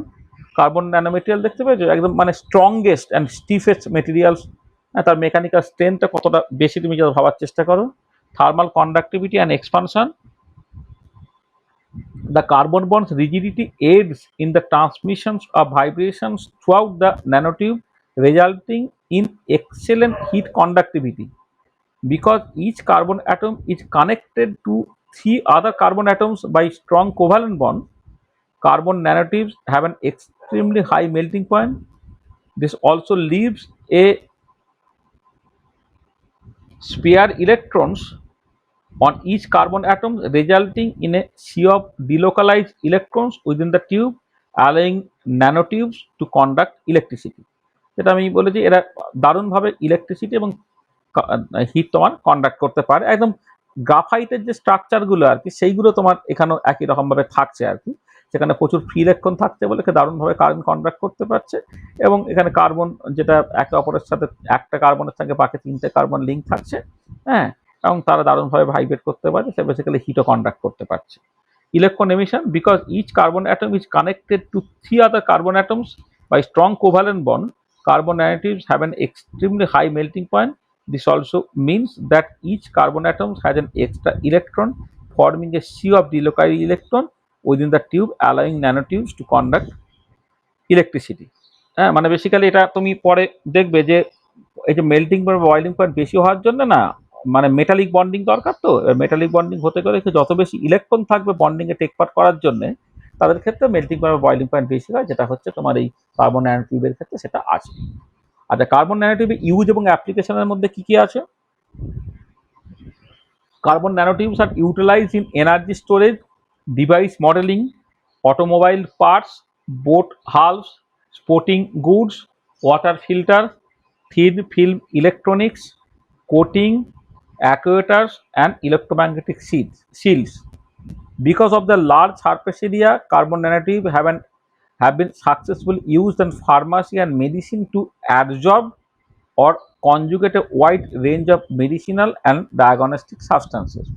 Carbon nanotubes have a number of unique chemical, size, optical, electrical, and structural properties that make them appealing as drug delivery and biosensing platforms for the treatment of a variety of diseases and non-invasive monitoring of blood vessels and other chemical properties of the human body, respectively.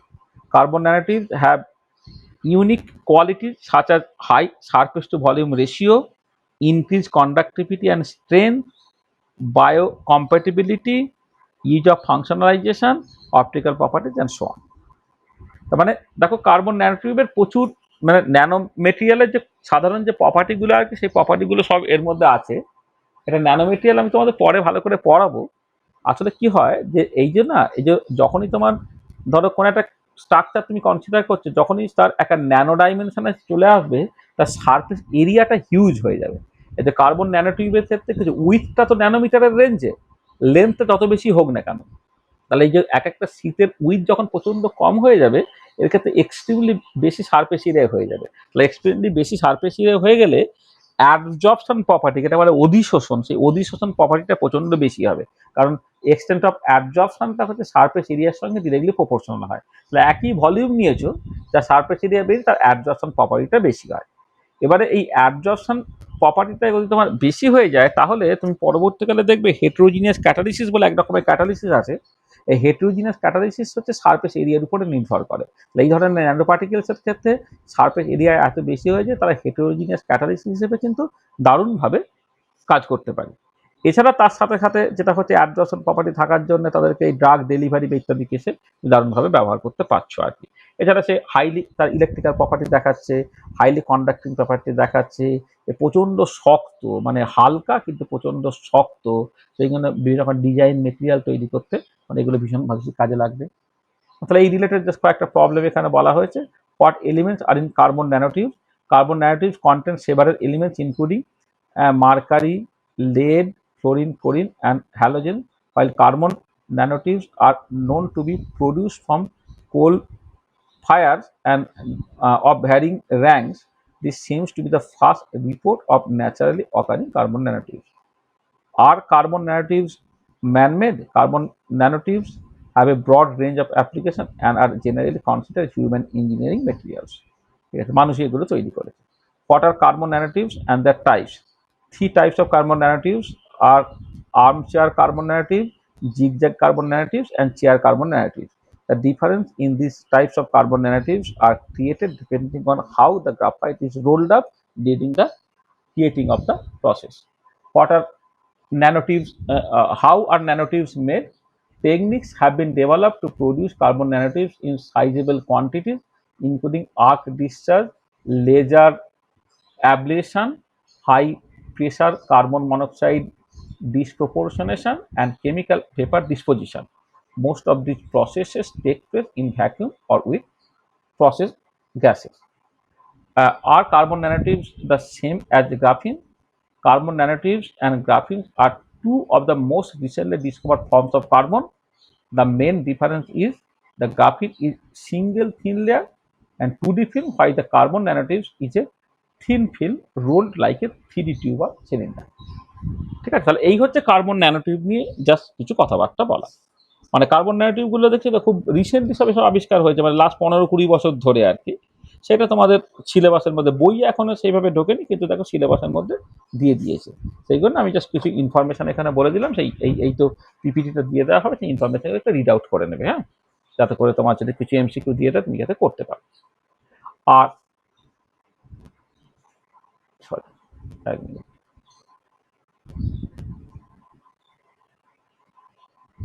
দাঁড়া এক second, এইটা আমি মানে এটা আমি গ্রাফাইটটা লিখে ফেলেছি, এটা গ্রাফিনটা করা উচিত ছিল। এক সেকেন্ড, আমি এটা এটা আমি বাদ দিচ্ছি এখন ফর দ্য টাইম বিং।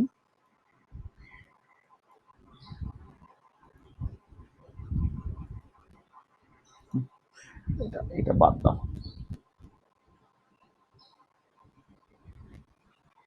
আচ্ছা দেখো, তাহলে আমি আজকে বেসিক্যালি এই পর্যন্ত একটুখানি বলে রাখলাম আজকার কিছু বলবো না, আমি দেখছি আজকে তোমার বেজে গেছে সময়, আমাদের আর একদিন তো সময় আছে, তাহলে আর একদিন সময়ের মধ্যে আমি কি করব বলে নিই, তাহলে নেক্সট ক্লাসে আমরা এই পি ব্লকে যে বাকি জিনিসগুলো আছে সেগুলোকে বলে নেব।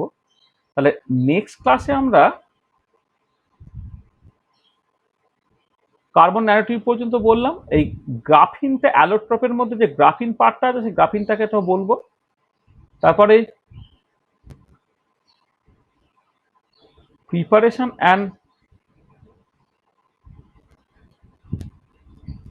প্রপার্টিজ অফ কার্বনের দুটো অক্সাইড আছে, কার্বন মনোক্সাইড এবং কার্বন ডাইঅক্সাইড, এই দুটো সিলেবাসে আছে, সেটা আমরা বলবো। তাহলে কার্বন পার্টটা তোমার হয়ে যাবে। তারপর সিলিকনের যে কম্পাউন্ডগুলো, তার মধ্যে সিলিকন টেট্রাক্লোরাইড, এটাকে জাস্ট বলা, কিছু সিলিকেটস নিয়ে কথাবার্তা বলা, আর জিওলাইটসটাকে বলা। তাহলে পরের দিন এই কটা জিনিস হয়ে যাবে, পরের দিন যা সময় আছে আমাদের হয়ে যাবে, মানে অত বেশি সময় লাগবে না, এইটুকু বলে দিলেই আমাদের এই পার্টটা শেষ হয়ে যাবে। দেখো, মানে কিছুটা বোরিং জিনিসপত্র আমি বলছি, এটাকে ইন্টারেস্টিং করে বলতে গেলে অনেকটা সময় দিয়ে বলতে হতো, অতটা সময় আমাদের নেয়, এক নম্বর। আর তার সাথে একটা কথা হচ্ছে যে এই যে প্রথমে যে মানে আমি প্রথমেই বলে গেলাম যে যেটা তোমাদের যে জেনারেল প্রপার্টিজ যেগুলো আছে, জেনারেল প্রপার্টিজগুলোই মূলত হচ্ছে নিটের সিলেবাসে আছে।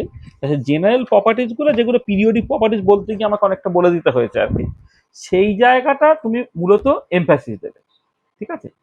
আর এই যে বাকি যে পার্টগুলো সিলেবাসের মধ্যে উল্লেখ করা আছে 11-এর, আমি সেইগুলো জাস্ট ছোট করে বলে দিচ্ছি, জাস্ট ইনফরমেশনের মতো করে আর কি, সেগুলো একটুখানি দেখে নেবে। আর যে যে পার্টগুলো কভার করছে সেইটুকু পার্ট শুধু তুমি বই থেকে দেখে নেবে, সেটা তোমাদের মানে যে বইটা তোমাদের কাছে অ্যাভেলেবেল আছে আছে সেইটা, তাহলেই দেখবে তোমাদের মানে এমনি যে পরীক্ষার পারপাসে যেটা দরকার আমাদের হয়ে যাবে। তো দেখো, তাহলে আমি কিছু বোরিং জিনিসপত্র বললাম, হ্যাঁ, এইগুলোকে আবার বলছি যে ইন্টারেস্টিং করে বলার অনেক স্কোপ আছে, তাহলে অনেকটা সময় দিয়ে তোমাকে ভালো করে বলতে হতো, ততখানি সময় আমাদের যেহেতু থাকছে না, আমরা এইরকমভাবে বললাম। হ্যাঁ, তাহলে জাস্ট একদম সিলেবাসটা আমি প্রথমে উল্লেখ করে দিয়ে যা যা আছে সেগুলোকে প্রথমে বলে দিলাম, এবং সেইগুলোকে জাস্ট আমি কভার করে দিচ্ছি আর কি। এবার তোমরা তো যে কোনো একটা স্ট্যান্ডার্ড বই ফলো করবে, হ্যাঁ, যে বইটাই ফলো করে সেই বইটা একটু রিডিং পড়বে। আর বইটা ফলো করতে গিয়ে আমি যেটা বললাম, দু একটা জিনিস আছে যে জিনিসগুলো তোমাদের বইয়ে জাস্ট দেওয়া নেই আর কি। লিথিয়াম অ্যালুমিনিয়াম হাইড্রাইডে দেওয়া নেই, অ্যালুমিনিয়াম অক্সাইডে তোমাদের দেওয়া নেই, কার্বন ন্যানোটিউবে তোমার দেওয়া নেই। আমি পরের দিন গ্রাফিনটা বলবো, গ্রাফিনটা তোমাদের বইয়ে জাস্ট উল্লেখ করা নেই। হ্যাঁ, ওইগুলো একটুখানি দেখে নাও। আর কার্বন মনোক্সাইড, কার্বন ডাইঅক্সাইড তোমাদের আছে। সিলিকন টেট্রাক্লোরাইড যেটা, সেইটা ছায়া প্রকাশনের বইয়ে আছে, কিন্তু এনসিআরটির বইয়ে নেই। এনসিআরটির বই মানে বই যারা ফলো করে তাদের জন্য পরের দিন যে SiCl4 তাদের হাইড্রোলাইটিক বিহেভিয়ার, আর CCl4 তার যে হাইড্রোলাইটিক বিহেভিয়ার, সেই দুটো হাইড্রোলাইটিক বিহেভিয়ার যে আলাদা। হ্যাঁ, একজন তোমার SiOH4 সিলিসিক অ্যাসিড দেবে, আর একজন জাস্ট HOCl দেবে, তার এই হাইড্রোলাইটিক বিহেভিয়ারগুলো কেন আলাদা সেইটা নিয়ে জাস্ট একটু কথাবার্তা বলা। সিলিকন ডাইঅক্সাইডের স্ট্রাকচার নিয়ে আমি একটু কথাবার্তা বলবো, সিলিকেট নিয়ে একটু কথাবার্তা বলতে হবে, সেগুলো আমরা নেক্সট ক্লাসে বলে নেবো আর, ঠিক আছে।